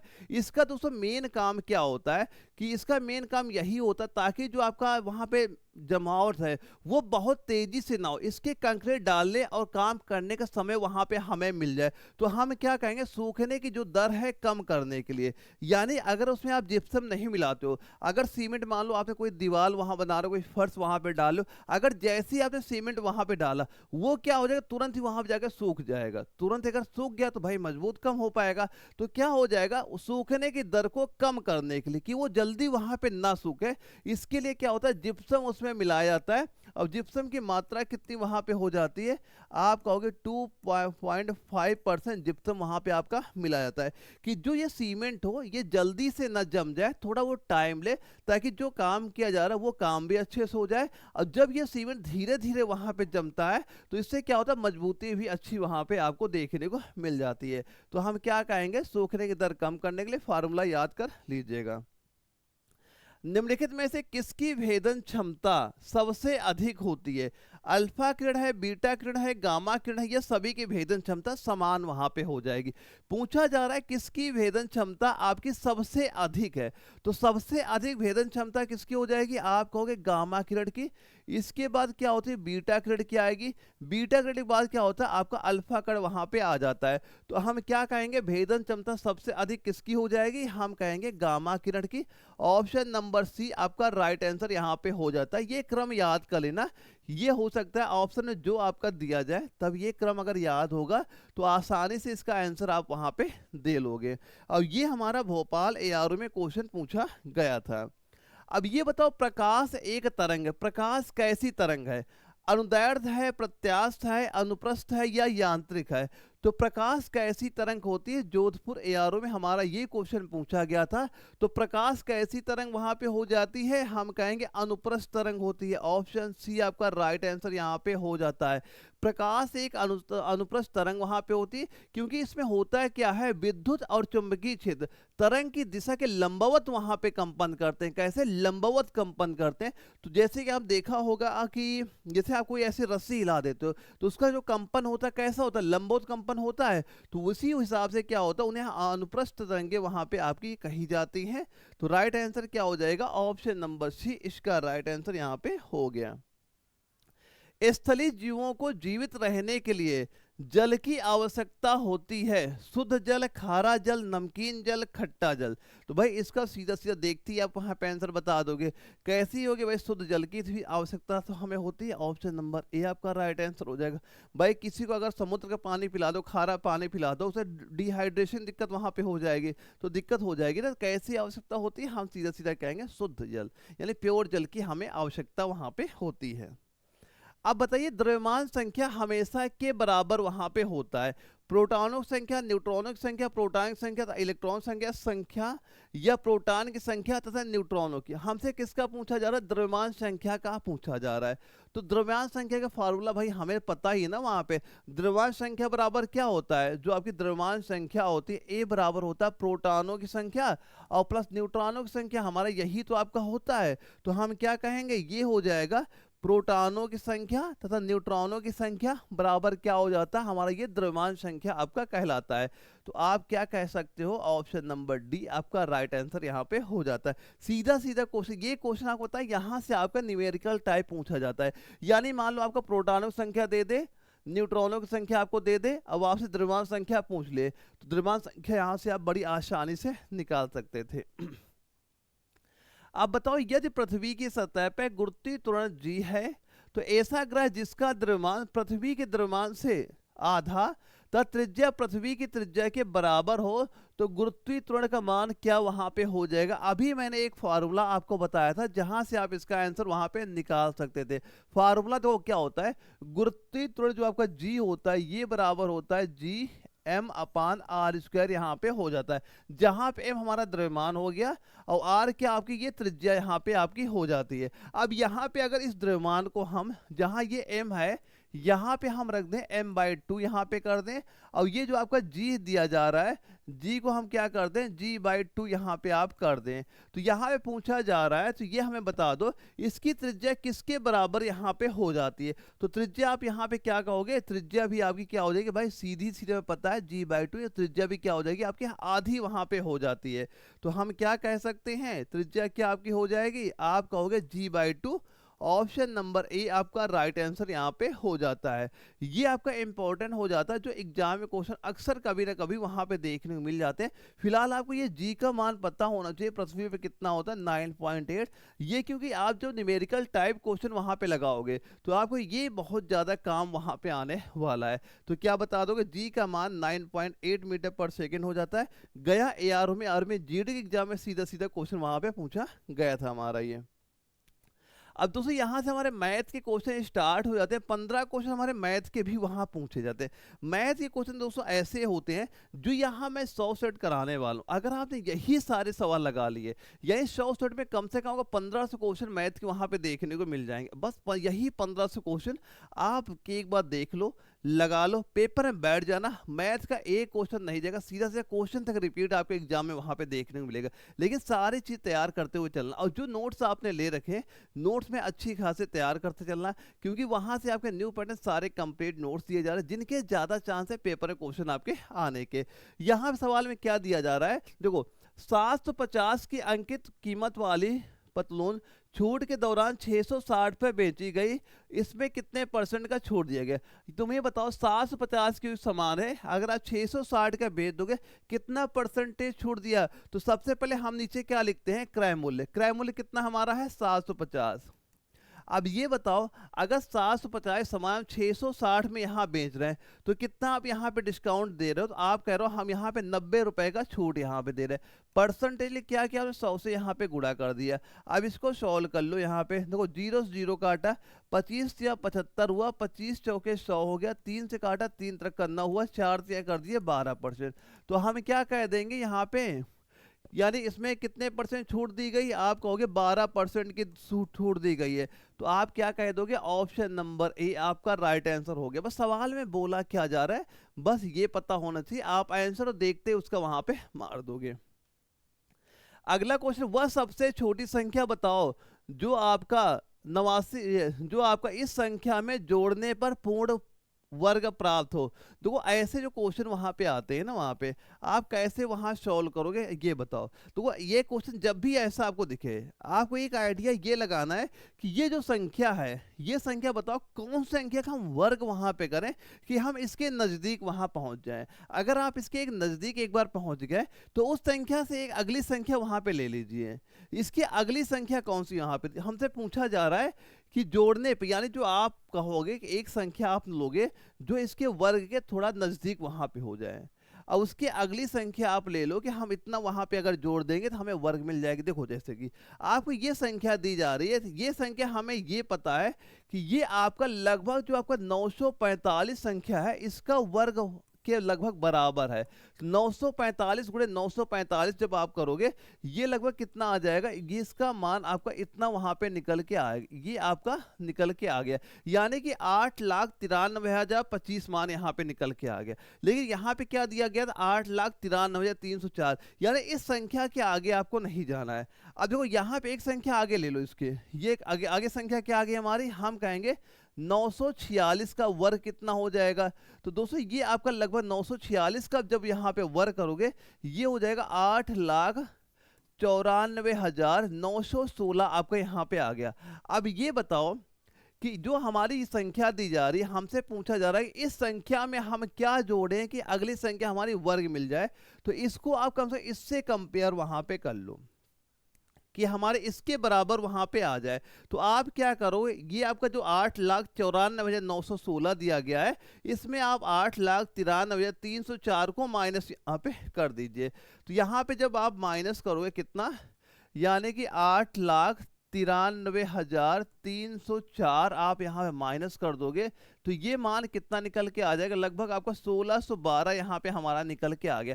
तो यही संख्या जब आप इसमें जोड़ दोगे तो हमें ये संख्या मिल जाएगी जो कि आपके 946 का वर्ग वहाँ पे हो जाता। और यही चीज़ हमसे पूछी जा रही है, तो कितना जोड़ेंगे 1612, यानी ऑप्शन नंबर सी इस क्वेश्चन का राइट आंसर आपका यहाँ पे हो जाता है। ऐसे आपको आंसर निकालोगे। भोपाल एआरओ क्वेश्चन था। दो ये क्वेश्चन आपका टाइम टेकिंग है, कैलकुलेशन बहुत ज़्यादा लेगा। अगर पेपर में ये क्वेश्चन आपका दिखता है तो ये क्वेश्चन स्टार्टिंग में आपको स्किप कर देना है। दिखने में बहुत नॉर्मल लग रहा है, छोटा लग रहा है, लेकिन ये क्वेश्चन आपको बाद में तब वहां पे सॉल्व करना है जब आप पूरा पेपर एक बार सॉल्व कर लोगे। अगर टाइम आपके पास बचता है तब आपको इन क्वेश्चन वहां पे आपको आ जाना है। अब इसके बाद अगला सवाल क्या हमारा दिया जा रहा है, संख्या 4, 20, 28 का मासापा तथा इसका लासापा का योगफल बताओ। संख्या क्या दी गई, एक 4 दी गई है, 20 दी गई है और 28 दी गई है।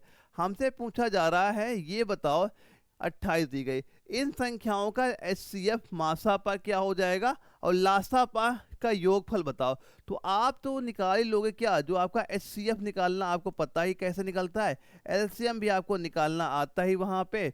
जो एचसीएफ मैंने एक तरीके जो इसके पहले प्रैक्टिस हमने वहाँ पे देखे थे, तो आप क्या करो इन दोनों का डिफरेंट लो, कितना डिफरेंट आ गया, आप कह रहे हो 8 का डिफरेंट आ गया, फिर इन दोनों का डिफरेंट ले लो, कितना आ गया, आप कह रहे हो 4 का डिफरेंट आ गया। जो आपका बाद में समान बचती छोटी संख्या बचती है वही हमारा क्या हो जाता है, लगभग मासापा हो जाता है। मासापा आपने क्या कर दिया, 4 यहाँ पे हमारा मासापा आ गया। एलसीएम के लिए मैंने बता ही दिया था आपको कि 4, 20, 28, 4 है, 20 है, 28 है, इनका आप गुणनखंड विधि से यहाँ पे सॉल्व करोगे। जब यहाँ पे लास्ट सब में 1 1 आ जाएगा, जो यहाँ संख्याएं लिखी रहती हैं सभी को आप जैसे गुणा करते हो वो क्या हो जाता है, लासापा हमारा हो जाता है। तो इसका जब एलसीएम आप निकालोगे, एलसीएम कितना आ जाएगा, आप कहोगे 140 एलसीएम निकल के आएगा। अब पूछा क्या जा रहा है, इन दोनों संख्याओं का योग कितना हो जाएगा, आप कह दोगे 144। यही तो पूछा गया है कि आप बताओ एचसीएफ तथा एलसीएम का योगफल कितना हो जाएगा। तो 4 और 140 जैसे आप यहाँ पे जोड़ोगे 144 हमारा आ गया। ऑप्शन नंबर सी आपका राइट आंसर यहाँ पे हो जाता है। देखो इसमें सवाल दिया क्या जा रहा है, बस ये देखो, आंसर तो आप बड़े आसानी से वहां पे निकाल ही लोगे। अब बताओ 1710 की एक राशि ए बी सी में इस प्रकार बांटी जाती है, ए का 4 गुना, बी के 6 गुना, सी के 9 गुना के बराबर है। ए और सी में अंतर क्या वहां पे हो जाता है, ए और सी का हमसे अंतर पूछा जा रहा है। देखो यहाँ पे क्या दिया जा रहा है, टोटल रुपए कितने हमारे हैं, जो हमें 1710 रुपए है। और इसको हमसे पूछा जा रहा है ए और सी में अंतर क्या पूछा गया है, पूछा गया है ए और सी के बीच में आपका डिफरेंट पूछा हमसे यहाँ पे गया। कैसे निकालोगे, सवाल में क्या दिया गया, ए का 4 गुना, यानी हम ये लिख सकते हैं कि 4a बराबर ए का 4 गुना, बी के 6 गुने के, बी के 6 गुने के, और बी के 6 और सी का 9 गुना, सी का आपका 9 गुना के बराबर है। ये हम सीधा सीधा मानते हैं कि ये संख्या आपकी मान लो कोई संख्या के मान के बराबर दिया जा रहा है। तो यहाँ पे ये बताओ ए बराबर कितना हो जाएगा, अगर ये सारा आपके के बराबर है, अगर 4a बराबर k हो गया तो a बराबर कितना हो जाएगा, आप कह सकते हैं k/4 हो गया। b बराबर कितना आप कह सकते हैं, यहाँ पे b जो यहाँ पे संख्या दिया जा रहा है, तो वैसे आप b क्या कर दोगे, ये हो जाएगा k/4 6 हो गया। सी बराबर क्या हो गया, आप कहोगे के बटे 9 यहाँ पे। अब यहाँ पे हम ये निकाल सकते हैं क्या, चाहो तो आप यहाँ से रेशियो सीधा सीधा ही आप वहाँ पे निकाल लो, वहाँ से भी आपका आ जाएगा। सीधा सीधा क्या करना आपको, 4 है 6 है 9 है, इनका ये निकालो एलसीएम क्या हो जाएगा। तो 4 6 9, आप जब इनका एलसीएम निकालोगे कितना आ जाएगा, 36 आ गया। तो कितना एलसीएम आ गया, 36 हो गया। तो हम पहले ये निकाल लेते हैं ए अनुपात बी अनुपात सी का मान कितना हमारा हो रहा है। तो अगर एलसीएम सभी का, एलसीएम जब हमने इनका निकाला, एलसीएम कितना हो गया, आपने कहा 36 हो गया। अब ये बताओ 4 का भाग 36 में करो कितने बार जाएगा, आप कहोगे 9। 6 का भाग 36 में किया कितनी बार गया, 6 बार। 9 का किया तो क्या है, 4 9 36, 4 आ गया। तो ये क्या हो गया, रेशियो निकल के आ गया, ए अनुपात बी अनुपात सी, 9 अनुपात 6 अनुपात 4 का रेशियो हमारा यहाँ पे हो गया। पूछा क्या जा रहा है, ए और सी का डिफरेंट, ए और सी का डिफरेंट। तो 9 और 4 में डिफरेंट कितना कहोगे, आप कहोगे 5 का अंतर यहाँ पे है। तो पहले तो हमें ये पता होना चाहिए एक बराबर कितना हमारा यहाँ पे हो रहा है। तो ये बताओ यहाँ पे देखो 6 4 10 हो गया, 10 9 कितना हो गया, 19 हमारे यहाँ पे हो रहा है। तो हमें ये पता है जब इन सभी का योग यानी 19 बराबर कितना दिया गया है, 19 बराबर हमारा दिया गया है 1710 के।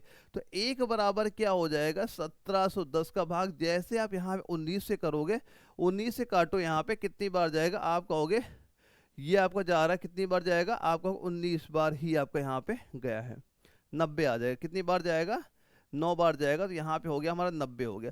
तो अगर एक बराबर आपके 90 का हो गया तो 5 बराबर कितना हो जाएगा, आप कहोगे 5 गुणे 90 हो जाएगा।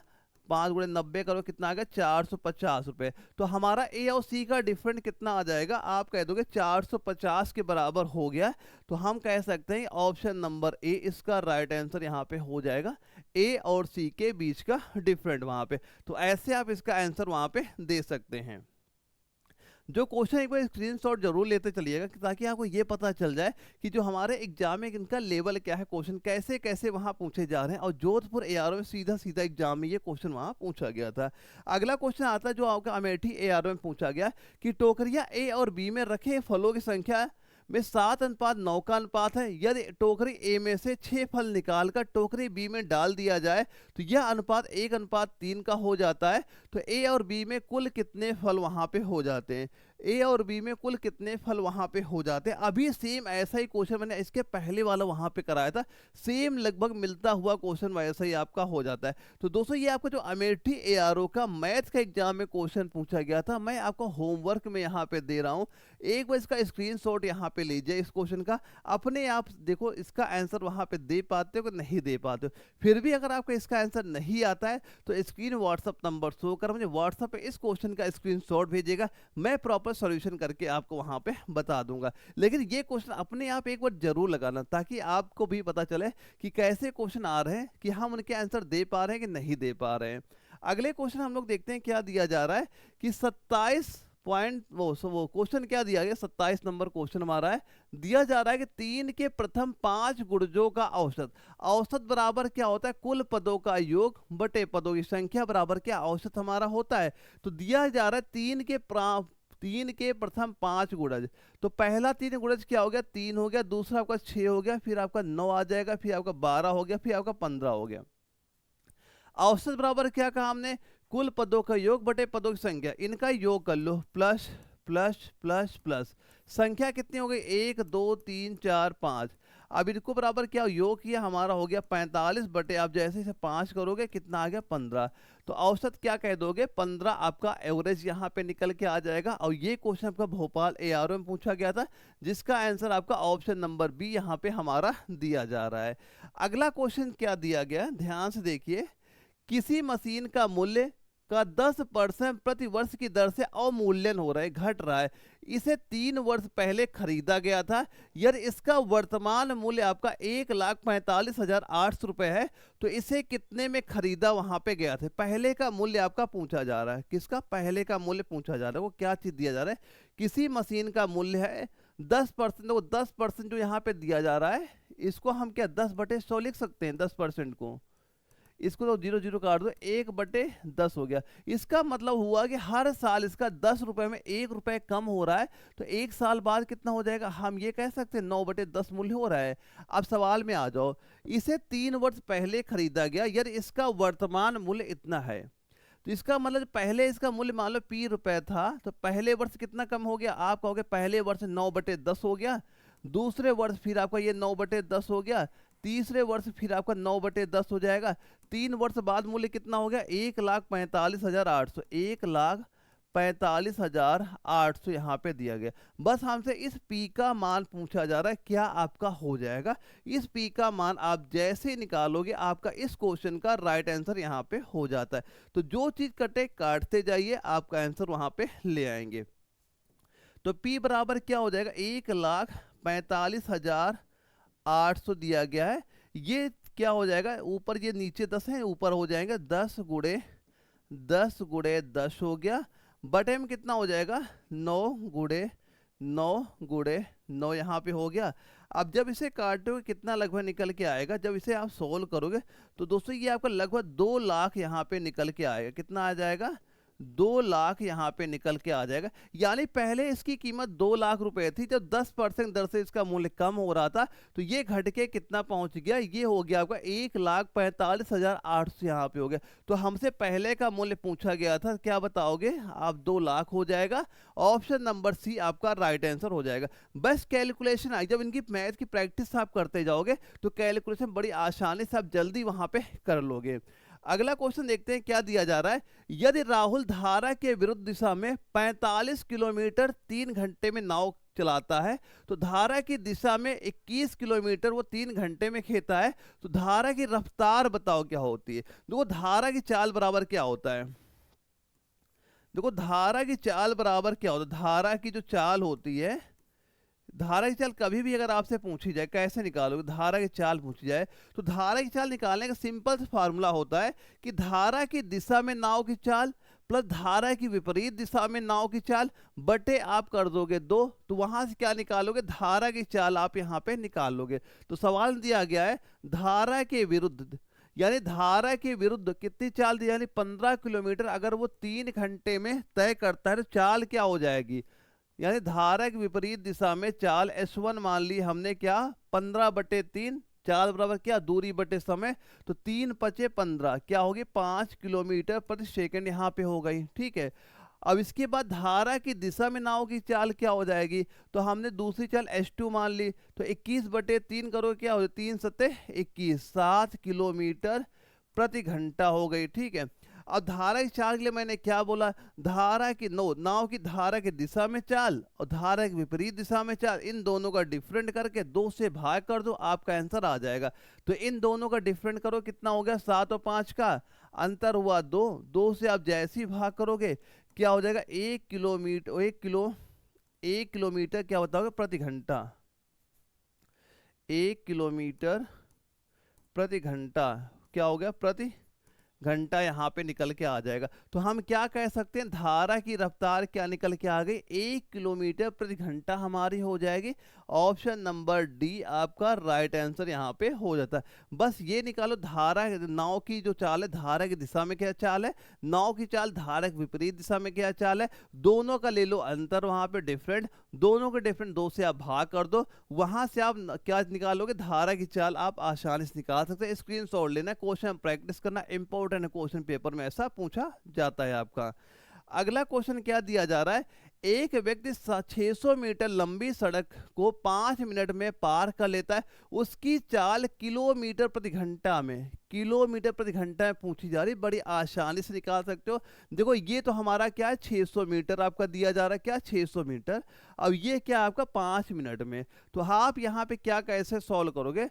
देखो आपको पता है कि जो 600 मीटर यहाँ पे दिया गया है, अब ये बताओ 1 किलोमीटर में कितने मीटर वहां पे होते हैं, हम कहते हैं भाई 1000 मीटर होते। हम ये जो आपका मीटर में है इसको हम किलोमीटर में चेंज कर लेते हैं, तो कैसे चेंज किया हो, आप 1000 से भाग कर दो, ये हो जाएगा आपका 0.6 किलोमीटर आपका यहाँ पे निकल के आ गई। ये क्या हो गई हमारी दूरी यहाँ पे हो गई, 600 मीटर दूरी हो गई। अब ये 5 मिनट को आप फिर यहाँ पे चेंज कर लो घंटे में, 5 मिनट को अगर हम यहाँ पे घंटे में बदल लें यहाँ पे, तो क्या करोगे, 60 से आप भाग कर दोगे, क्या निकल के आ गया, 60 से भाग करो, ये निकल के आ गया 1/12 घंटा हमारा निकल के आ गया। क्योंकि हमारा पूछा किस में जा रहा है, जो दूरी है ये किलोमीटर में होनी चाहिए और जो यहाँ समय है ये घंटे में होना चाहिए। तो हमने क्या किया, इसे घंटे में बदल लिया, इसको किलोमीटर में बदल लिया। अब ये पूछा जा रहा है चाल बराबर क्या होती है, चाल बराबर दूरी बटे समय। क्या होता है, दूरी बटे समय यहाँ पे हो जाता है, दूरी बटे समय यहाँ पे हो जाता है। दूरी क्या दी गई हमारी 0.6 दी जा रही है, और समय कितना है, समय जहाँ 1/12 करोगे, 12 इसके पलट के क्या हो जाएगा ऊपर, यानी 1/12, 12 पलट क्या चला गया ऊपर हो गया। बर्छंग 72 हुआ, एक अंक बाद दशमलव लगाओगे, क्या हो गया 7.2 किलोमीटर प्रति घंटा, 7.2 किलोमीटर प्रति घंटा, यानी ऑप्शन नंबर क्या कह दोगे, ऑप्शन बी इसका राइट आंसर यहाँ पे हो जाता है। चाहो तो ये बदल बाद में भी इसका वैल्यू वहाँ पे चेंज कर लेना, या पहले से चेंज करके तब भी आप आंसर इसका यहाँ पे निकाल सकते हैं। एक बार स्क्रीनशॉट इसकी वहाँ पे ले लीजिएगा। अब देखो यहाँ पे दिया गया एक धावक है 200 मीटर दौड़ 24 सेकंड में तय कर लेता है, उसकी चाल बता दो क्या हो। यहाँ भी चाल किलोमीटर प्रति घंटा में है। अब यहाँ पे चाहो तो आप यहीं पे चेंज करके इसका आंसर निकाल लो, कि जो आपका ये 200 मीटर है हम इसे किलोमीटर में बदलेंगे, क्या हो जाएगा 1000 से भाग करेंगे 0.2 केवल हो जाएगा। 24 सेकंड को हम घंटे में बदलेंगे, 24/60 करोगे वो आपका घंटे में हो जाएगा। या चाहो पहले आंसर निकालो बाद में चेंज कर लेना, वहां से भी आपका राइट आंसर हो जाएगा। तो यहाँ पे 200 मीटर की है, 24 सेकंड में तय करता है, उसकी चाल बराबर दूरी बटे समय। तो ये आप जैसे 200 बटे यहाँ पे क्या कर दोगे 24 यहाँ पे कर दिया, तो ये तो क्या निकल आई हमारी चाल निकल के आ गई। ये चाल क्या हो जाएगी आपकी, इतना आंसर हो गया। लेकिन हमारे किलोमीटर प्रति घंटा में यहाँ दिया जा रहा है, तो आप क्या करोगे 18/5 से गुणा कर दो, 18/5 से, यानी कोई वैल्यू अगर हमें मीटर पर सेकंड में दी जा रही है, किलोमीटर प्रति घंटा में हमें उसे बदलना है, हम क्या करेंगे 18/5 से गुणा कर दो। अब यहाँ पे काटो, 5 से काटा क्या बार जाएगा, 5 चौको 20, 40 हो गया। 6 से काटो, 6 चौको यानी 6 से काटा 6 चौको 24 हुआ, 36 18 हो गया। 4 से काटा ये आपको यहाँ पे 10 हो गया। अब 10 गुणे 3 कर दो, कितना हो जाएगा आप कहोगे 30 यहाँ पे निकल के आ गया। 30 किलोमीटर प्रति घंटा की चाल निकल के आ जाएगी। आप क्या कह दोगे, ऑप्शन नंबर डी हमारा राइट आंसर हो जाता है। आप चाहो पहले ही मान चेंज कर लो या बाद में चेंज कर, दोनों से आपका आंसर वहां पे देखने को मिल जाएगा। अगला क्वेश्चन हमारा दोस्तों दिया जा रहा है कि ये बताओ 121 एक्स स्क्वायर माइनस का 169 वाई स्क्वायर के आलुगढ़ीय गुणनफल क्या हो जाएगा, ये पूछा जा रहा है। देखो एक फार्मूला आपको पता है, यहाँ पे जैसे एक फार्मूला याद होगा, ए स्क्वायर माइनस का बी स्क्वायर बराबर क्या होता था, ए माइनस बी और ए प्लस बी, यही हमसे पूछा जा रहा है। इसके गुणनखंड बताओ। देखो 121 है, ये किसका वर्ग है हमें पता है 11 का, तो यहाँ पे हम ये लिख सकते हैं 11, ये लिख दिया हम यहाँ पे 11 का एक्स स्क्वायर लिख दिया हमने। ये 13 किसका, वो 169 किसका होता है, 13 का यहाँ पे हो जाता है। तो यहाँ माइनस का हम 13 वाई स्क्वायर यहाँ पे लिख सकते हैं। अब देखो यहाँ पे क्या, यही फॉर्मूला बन गया हमारा, ए स्क्वायर माइनस बी स्क्वायर, यानी एक बार प्लस रख देंगे एक बार माइनस रख देंगे, वो आपका आंसर हो जाएगा। तो ये क्या हो जाएगा आपका 11x माइनस का 13y, अब एक ब्रैकेट में हो जाएगा 11x और प्लस का 13y हो गया, यही इसका गुणनखंड हो जाएगा। तो आप इसका राइट आंसर यहाँ पे क्या कह दोगे, 11x + 13y, 11x - 13y, यानी कि ऑप्शन नंबर ए इस क्वेश्चन का राइट आंसर हमारा हो जाता है। ये क्या हो जाएगा, आलगुगढ़ी गुणनखंड आपका यहाँ पे हो जाता है, यही गुणनखंड आपका राइट आंसर होता है, जो कि आपका जोधपुर एआरओ में क्वेश्चन हमारा ये पूछा गया था। अगला क्वेश्चन मैथ का क्या यहाँ पे दिया जा रहा है, एक वस्तु की कीमत 2 वर्षों में 25% बढ़ाई जाती है, इस वर्ष की कीमत 120 से बढ़कर 140 रुपए हो गई, तो बताइए कि अगले वर्ष में प्रतिशत वृद्धि कितनी करनी वहां पे चाहिए। ये चीज पूछी जा रही, कैसे सॉल्व करोगे, ध्यान से एक बार क्वेश्चन देखिएगा। देखो पहले सवाल ये दिया गया, एक वस्तु की कीमत 2 वर्षों में 25% वहां पे बढ़ाई जाती, ये चीज यहाँ पे आपको दे दी गई है। अब देखो अगर ये बताओ इस वर्ष की कीमत 120 है, अगर एक मान लो कोई सामान 120 रुपए की है मान लो, अगर आप 25% बढ़ाओगे इसका 125/100 बताओ कितना यहाँ पे हो जाएगा। ये हमें पता है 150 हो गया, यानी हमें ये बताना है कि हमें कुल मिलाकर 150 रुपए की वृद्धि वहां पे करनी है। अगर आज इसका मूल्य 120 रुपए है और लास्ट वाला मूल्य हमें 150 यहाँ पे करना है, ये आपको करना है यहाँ पे, ठीक है। सवाल में दिया जा रहा है कि इस वर्ष की कीमत 120 से बढ़ के अब 140 हो गई। अब इसकी कीमत बढ़ के कितनी हो गई, आप कह रहे हो 140 यहाँ पे हो गई, इसके बढ़ने में कितना लग गया, 1 साल हमें लग गया। अब ये पूछा जा रहा है अब इस आगे 1 साल में हम इसका कितना मूल्य यहाँ बढ़ाएंगे, वहां से परसेंटेज पूछा जा रहा है। तो हमें भाई दिख रहा ना, यानी हमें टोटल 150 करना है, 140 हो ही गया है। अब यहाँ पे केवल हमें 10 ही इसका मूल्य बढ़ाना है। देखिए परसेंटेज पूछा जा रहा है, क्या करोगे, 10 का मूल्य बढ़ाना है कितने में, 140 में। परसेंटेज पूछा गया, क्या करोगे, 100 से यहाँ पे गुणा कर दोगे। अब देखो जीरो जीरो सीधा सीधा आपने यहाँ पे काट दिया, 100 भागे 14 करोगे, ये कितना लगभग निकल के आएगा, 7.14% दोस्तों आपका निकल के आ जाएगा। जब 100 का भाग आप 14 में करोगे कितना आ जाएगा, 7.14% वहां पे लगभग आ जाएगा। तो आप क्या कह सकते हो यहाँ पे 7.14% किसमें आ रहा है, आपका आ रहा है ऑप्शन नंबर ए, इसका 7.14 ये ऑप्शन नंबर सी यहाँ पे आपका राइट आंसर यहाँ पे हो जाएगा। क्या बताओगे, 7.14%। ऑप्शन नंबर सी आपका राइट आंसर इस क्वेश्चन का यहाँ पे हमारा हो जाता है। अगला क्वेश्चन क्या यहाँ पे दिया जा रहा है, 16 किलोमीटर प्रति घंटा की चाल से चलता है और स्कूल 4 मिनट की देरी से पहुंचता है। यदि वह 20 किलोमीटर प्रति घंटा की चाल से चलता है तो वह निर्धारित समय से 12 मिनट पहले पहुंच जाता है। उसकी स्कूल से उसके घर की दूरी बताओ। इसका सिंपल से एक फॉर्मूला ये यहाँ पे याद कर लेना कि जो आपकी ये चाल दी जाएंगी, एक चाल 16 दी जा रही है, एक चाल आपकी 20 दी जा रही है, दोनों चालों का फॉर्मूला क्या याद करोगे यहाँ पे, एक्स वाई बटे एक्स माइनस वाई। अब इसके बाद जो आपका समय दिया जाएगा, समय क्या लोगे, डिफरेंट वहां पे। तो यहाँ पे क्या करोगे, 16 गुणे 20, सबसे पहले हमने क्या किया, 16 गुणे 20 कर दिया। इन दोनों का डिफरेंट करो, 16 और 20 कितना हो जाएगा, आप कहोगे ये 4 हो गया। अब देखो चाल का डिफरेंट बताओ, जो समय दिया गया समय का डिफरेंट पूछा जा रहा है। अब ये निकालो कैसे करोगे। देखो यहाँ पे क्या था, आपका 4 मिनट की हमें देरी हो रही थी, क्या देरी हो रही थी। आगे क्या दिया गया, 12 मिनट पहले, देखो यहाँ पहले पहुंच रहा और यहाँ पे देरी, ये टोटल समय में भी डिफरेंट कितना हो गया। तो आप क्या कहोगे, 12 और 4 दोनों के यहाँ पे जोड़ोगे, क्योंकि एक में आपको देरी हो रही थी, फिर एक जगह पहले पहुंच रहा है, तो समय कितना हो गया, 12 4 16। लेकिन ये 16 हमारा मिनट में है, घंटे के लिए क्या कहो 60 से आप यहाँ पे भाग कर दोगे। इसे बस सॉल्व कर दो, आपका राइट आंसर यहाँ पे हो जाएगा, यह दूरी यहाँ पे निकल के आ जाएगी।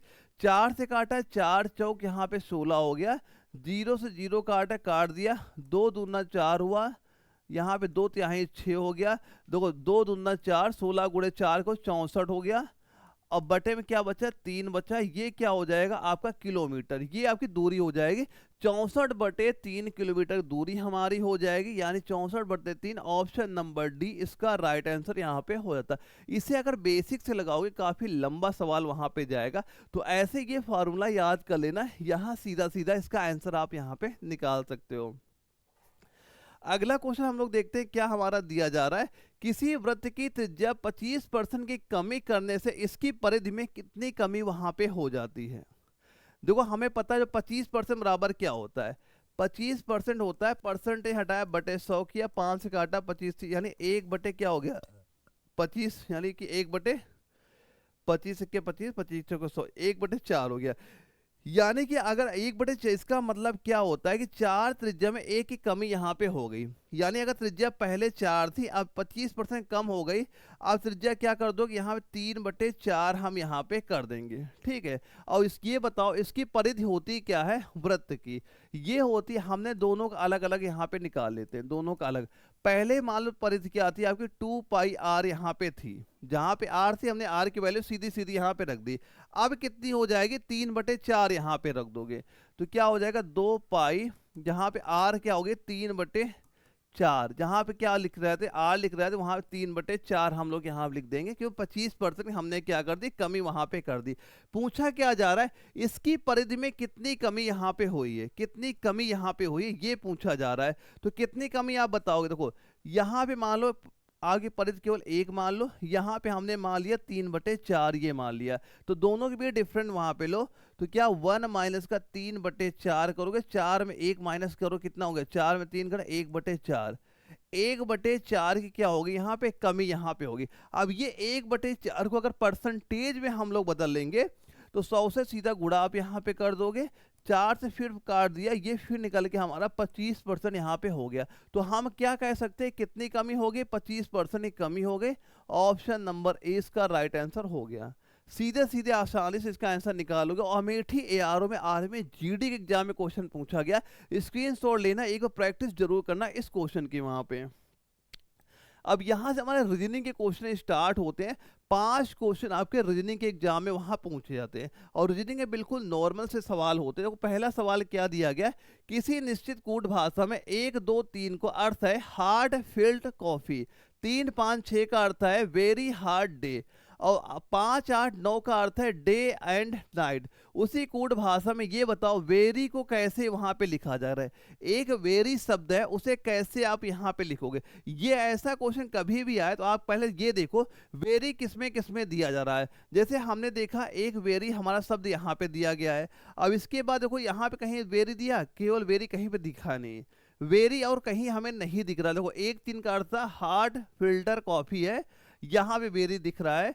5, 8, 9 है यहाँ डे एंड नाइट। इसका मतलब हमें ये कंफर्म हो गया कि जो हमारा आंसर होगा या तो 3 होगा, या तो 5 होगा, या तो 6 होगा।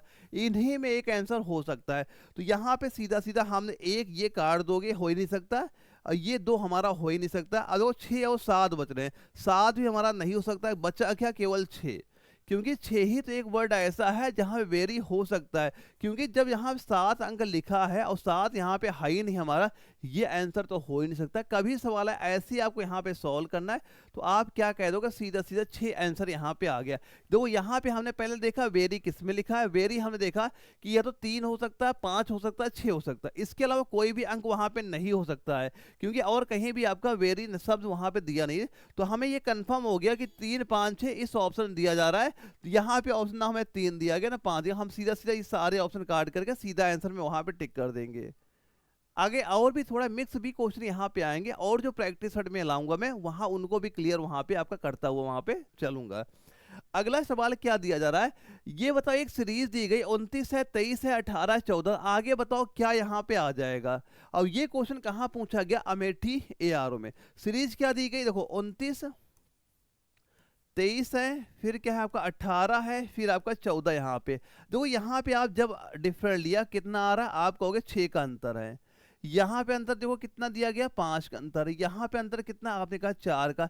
तो ये बताओ आगे कितना अंतर रहा होगा, 3 का ही तो अंतर रहा होगा। तो 14 में 3 जैसे आप माइनस करोगे कितना निकल के आ गया भाई, 11 यहाँ पे निकल के आ गया। तो यही 11 आपका क्या हो गया, ऑप्शन नंबर सी हमारा राइट आंसर क्या हो जाए 11। ये सीरीज क्वेश्चन कंफर्म है, इस बार भी पेपर देखने मिलेगा। तो सीरीज अच्छे से प्रैक्टिस वहां पे करके आपको जाना है।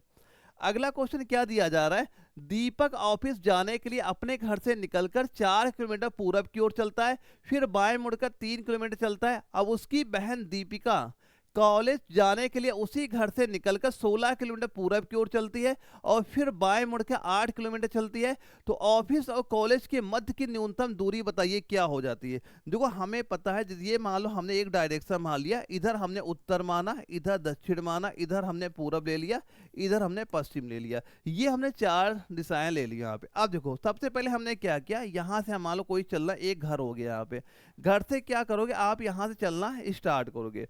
सबसे पहले सवाल क्या दिया गया, दीपक ऑफिस जाने के लिए अपने घर से निकलकर 4 किलोमीटर पूरब की ओर। दीपक पहले चल रहा है, दीपक ने यहाँ पे चला, ये दूरी कितनी तय की उसने, 4 किलोमीटर मान लो। दीपक की बात कर रहे, किसकी बात हो रही है, दीपक की। फिर बोला गया बाएं मुड़कर 3 किलोमीटर। अब बाएं मुड़ा, वो यहाँ से मुड़ गया, 3 किलोमीटर यहाँ पे गया, उसका क्या हो गया, ऑफिस यहाँ पे आ गया। क्या आ गया, उसका ऑफिस यहाँ पे आ गया। तो ये तो होगी, ये दूरी कितनी तय की उसने, 3 किलोमीटर यहाँ पे तय, कितनी, 3 किलोमीटर। अब ये तो हो गया यहाँ पे। अब उसकी बहन की बात होती है, तो बहन क्या होती है, दीपिका है, कॉलेज जाने के लिए घर से निकलकर 16 किलोमीटर पूरब की ओर। अब इसकी जो बहन मान लो यहाँ से चलना शुरू करती, पहले वो क्या गई 16 किलोमीटर यहाँ तक आई। 16 किलोमीटर मान लो क्या हो गई, ये 16 किलोमीटर पहले पूरब की ओर वहां पे गई। फिर बाएं मुड़कर 8 किलोमीटर चलती है ऑफिस कॉलेज, यानी यहां से बाएं मुड़ती है। अब यहां पे आ गई 8 किलोमीटर। यहाँ पे क्या हो गया, मान लो ऑफिस यहाँ पे वो कॉलेज यहाँ पे आपका आ जाता है। अब हमसे पूछा जा रहा है ऑफिस और कॉलेज के मध्य की न्यूनतम दूरी। यानी कि ये मान लो ऑफिस है और ये कॉलेज है, इन दोनों की ये दूरी हमसे पूछी जा रही कितनी यहाँ पे आ रही है। तो ये दूरी बताओ कैसे निकालोगे। देखो हमसे पहले ये मान पता ये कितना है, ये वैल्यू पहले बताओ ये कितनी यहाँ पे हो जाएगी। तो इसका आप बता सकते हो कि अगर इतना मान हमें पता हो जाए, यही मान ऊपर का यहाँ पे हो जाएगा। अगर हमें टोटल पता है ये 16 है और इतनी दूरी हमें 4 है, तो 16 में 4 जैसे आप माइनस करोगे तो आप इसका मान निकाल सकते हो। ये 16 में आप 4 माइनस कर दो तो कितना आपका हो जाएगा, 16 में 4 माइनस करो कितना हो जाएगा, 12 यहाँ पे हो गया। आप यहाँ पे रख दिया इसका मान 12। अगर ये 12 है तो ये भी मान 12 आपका यहाँ पे निकल के आ जाएगा। अब ये बताओ पहले, अब इसका मान निकालो, ये किसकी वैल्यू कितनी हो जाएगी। अगर ये पूरी वैल्यू आपकी यहाँ पे 8 है और इतनी 3 है, इसका मान क्या हो गया, आप कह सकते हैं 5। अब देखो हमें ये त्रिभुज मिल गया तो टोटल, अब ये त्रिभुज जब आपको यहाँ पे मिला, अब इसका मान में ये आप निकालो। ये देखो यहाँ पे क्या दिख रहा है, हमें कट दिख रहा है, क्योंकि ये कोण कितना हो गया आपका 90 अंश यहाँ पे हो गया। अगर ये कोण 90 अंश है तो कट बराबर क्या निकाल सकते हैं, आधार का स्क्वायर प्लस लंब का स्क्वायर। तो ये कण बराबर कितना हो जाएगा, कण का स्क्वायर बराबर हो जाएगा हमारा कण का होल स्क्वायर बराबर आधार का वर्ग, ये हो जाएगा 12 का वर्ग 144 हो गया, और 5 का वर्ग कितना हो गया 25 हो गया। इन दोनों जोड़ो कितना हो गया 169 यहाँ पे हो गया। तो कण बराबर कितना हो जाएगा, इसका क्या निकालोगे, वर्गमूल निकालो। कितने का वर्गमूल है आपका 13 का। तो हम यहाँ पे क्या निकालेंगे, ये दूरी। तो ये दूरी कितने निकल के आ गई, आप कह रहे हो 13 किलोमीटर। तो हम यहाँ पे कह सकते हैं कि कॉलेज और ऑफिस के बीच की दूरी कितनी हो गई, 13 किलोमीटर हो गई है। तो ऑप्शन नंबर बी इस क्वेश्चन का राइट आंसर आपको यहाँ पे हो जाता है। आसानी से इसका आंसर वहां पे निकाल सकते हैं। एक और स्क्रीनशॉट इसकी यहाँ पे ले लीजिएगा। अब दोस्तों दिए गए विकल्पों में से 3 विकल्प एक निश्चित तरीके से समान है, हालांकि एक विकल्प अन्य 3 की तरह नहीं है। उस विकल्प का चयन करें जो अन्य से इनमें से अलग है। ये 209, 231, 247 और 253, इनमें से कौन सा है जो आपका अलग यहाँ पे हो जाता है, कैसे निकालोगे बताइए। कैसे इसका आंसर आप यहाँ पे निकाल सकते हो, राइट आंसर क्या यहाँ पे आपका हो जाएगा। देखो जो 3 संख्याएं दी गई, 201 9 है हमारा, 200 आपका 31 यहाँ पे है, 200 आपका 47 आपका दिया गया है, 200 आपका 53 यहाँ पे दिया गया है। तो क्या बताओगे राइट आंसर यहाँ पे क्या हो जाएगा। देखो हमें पता है, देखो 209 हमारा ये 11 से डिवाइड हो रहा है, यानी कि इसे हम 11 गुणे 19 करो तो ये क्या हो, 11 से हमारा डिवाइड हो रहा है, 19 बार जा रहा है, ये 11 से डिवाइड हो गया। 231 को अगर हम लोग लेते हैं तो ये भी आपका 11 गुणे 21 कर लो, यानी ये भी हमारा 11 से कट गया आपका। लेकिन जो आपका 247 है, हमने ये देखा ये 11 से संख्या नहीं कट रही है। अब ऐसे ही आपको जो 253 दिया गया है, ये भी 11 गुणे 23 हो जाते हैं, यानी 11 हम ये भी डिवाइड आपका हो गया। यानी ये 3 संख्याएं हमारी 11 से कट रही हैं, लेकिन 247 एक ऐसी संख्या है जो 11 से नहीं कट रही है। तो आप क्या कह दोगे right answer, option number C हमारा राइट आंसर हो जाता है, जो कि भोपाल एआरओ में 8वीं जीडी के एग्जाम में सीधे सीधे क्वेश्चन हमारा ये पूछा गया था। तो इसके बाद हमारा अगला सवाल एक और बच रहा है यहाँ पे कि उस विकल्प का चयन करें जो तीसरे पद से उसी प्रकार संबंधित है जिस प्रकार से दूसरा पद पहले पद से संबंधित यहाँ पे हो जाता है। तो कैसे इसका आंसर दोगे, देखो सीधा सीधा बताओ। देखो जी से अगर आपका एफ आ रहा है, आप देख रहे हो कितना कम हो रहा है, हम कह रहे हैं -1 कम हो रहा है। आई से अगर आपका एच आ रहा है तो आप फिर देख रहे हो -1 कम हो रहा है। के से आपका जे आ रहा है, आप कह रहे हो -1 और कम हो रहा है। यानी सारी संख्याओं में एक एक क्या डिजिट क्या हो रही है, हमारी कम होती जा रही है। तो ऐसे आपका जब ओ से आप एक यहाँ पे कम कर दोगे, क्या हो गया, आप कहोगे एन यहाँ पे आ गया। वैसे क्यू में एक हमने कम किया, कितना आ जाएगा, आप कहोगे पी यहाँ पे आ गया। वैसे एस में जैसे आप यहाँ पे एक कम कर दो, क्या कहोगे, आर यहाँ पे आ गया। तो हम क्या आंसर कह सकते हैं, एन पी आर हो जाएगा। यानी ऑप्शन नंबर बी इस क्वेश्चन का बिल्कुल राइट आंसर हमारा हो जाता है। गया एआरओ में ये क्वेश्चन यहाँ पूछा गया था। तो ये तो हमारे क्वेश्चन हो जाते हैं। आप देखना क्या स्कोर आपका यहाँ पे हुआ है। इसके बाद दोस्तों ये जो आपका एप्लीकेशन आने वाला, जहाँ पे सारे नोट्स आपके अपलोड वहाँ पे कर दिए गए, वो नोट्स एक बार जरूर तैयार करना। जो आपका एग्जाम अप्रैल महीने में वहाँ पे होने वाला है, अगर वो सारी चीज़ आप अच्छे से तैयार कर ले तो जब आपका एग्जाम लगेगा उसके बाहर कोई क्वेश्चन नहीं जाएगा। लेकिन एग्जाम के पहले सारी चीज़ अच्छे से जरूर तैयार करके जाना, ताकि एग्जाम में यहाँ से कोई भी क्वेश्चन आपको बाहर देखने को ना मिले। अगर किसी बच्चे कोई वहाँ डाउट भी होता है, स्क्रीन व्हाट्सअप नंबर शो कर रहा है, मुझे व्हाट्सअप पे मैसेज करिएगा, जहाँ पे जो भी आपका डाउट होगा उसका सोल्यूशन बिल्कुल आपको प्रोवाइड वहाँ पे कराया जाएगा। तो ओके दोस्तों, हम लोग मिलेंगे एक अगली प्रैक्टिस सेट में कल 6:30 बजे दोबारा से वहाँ पे। तब तक के लिए जय हिंद।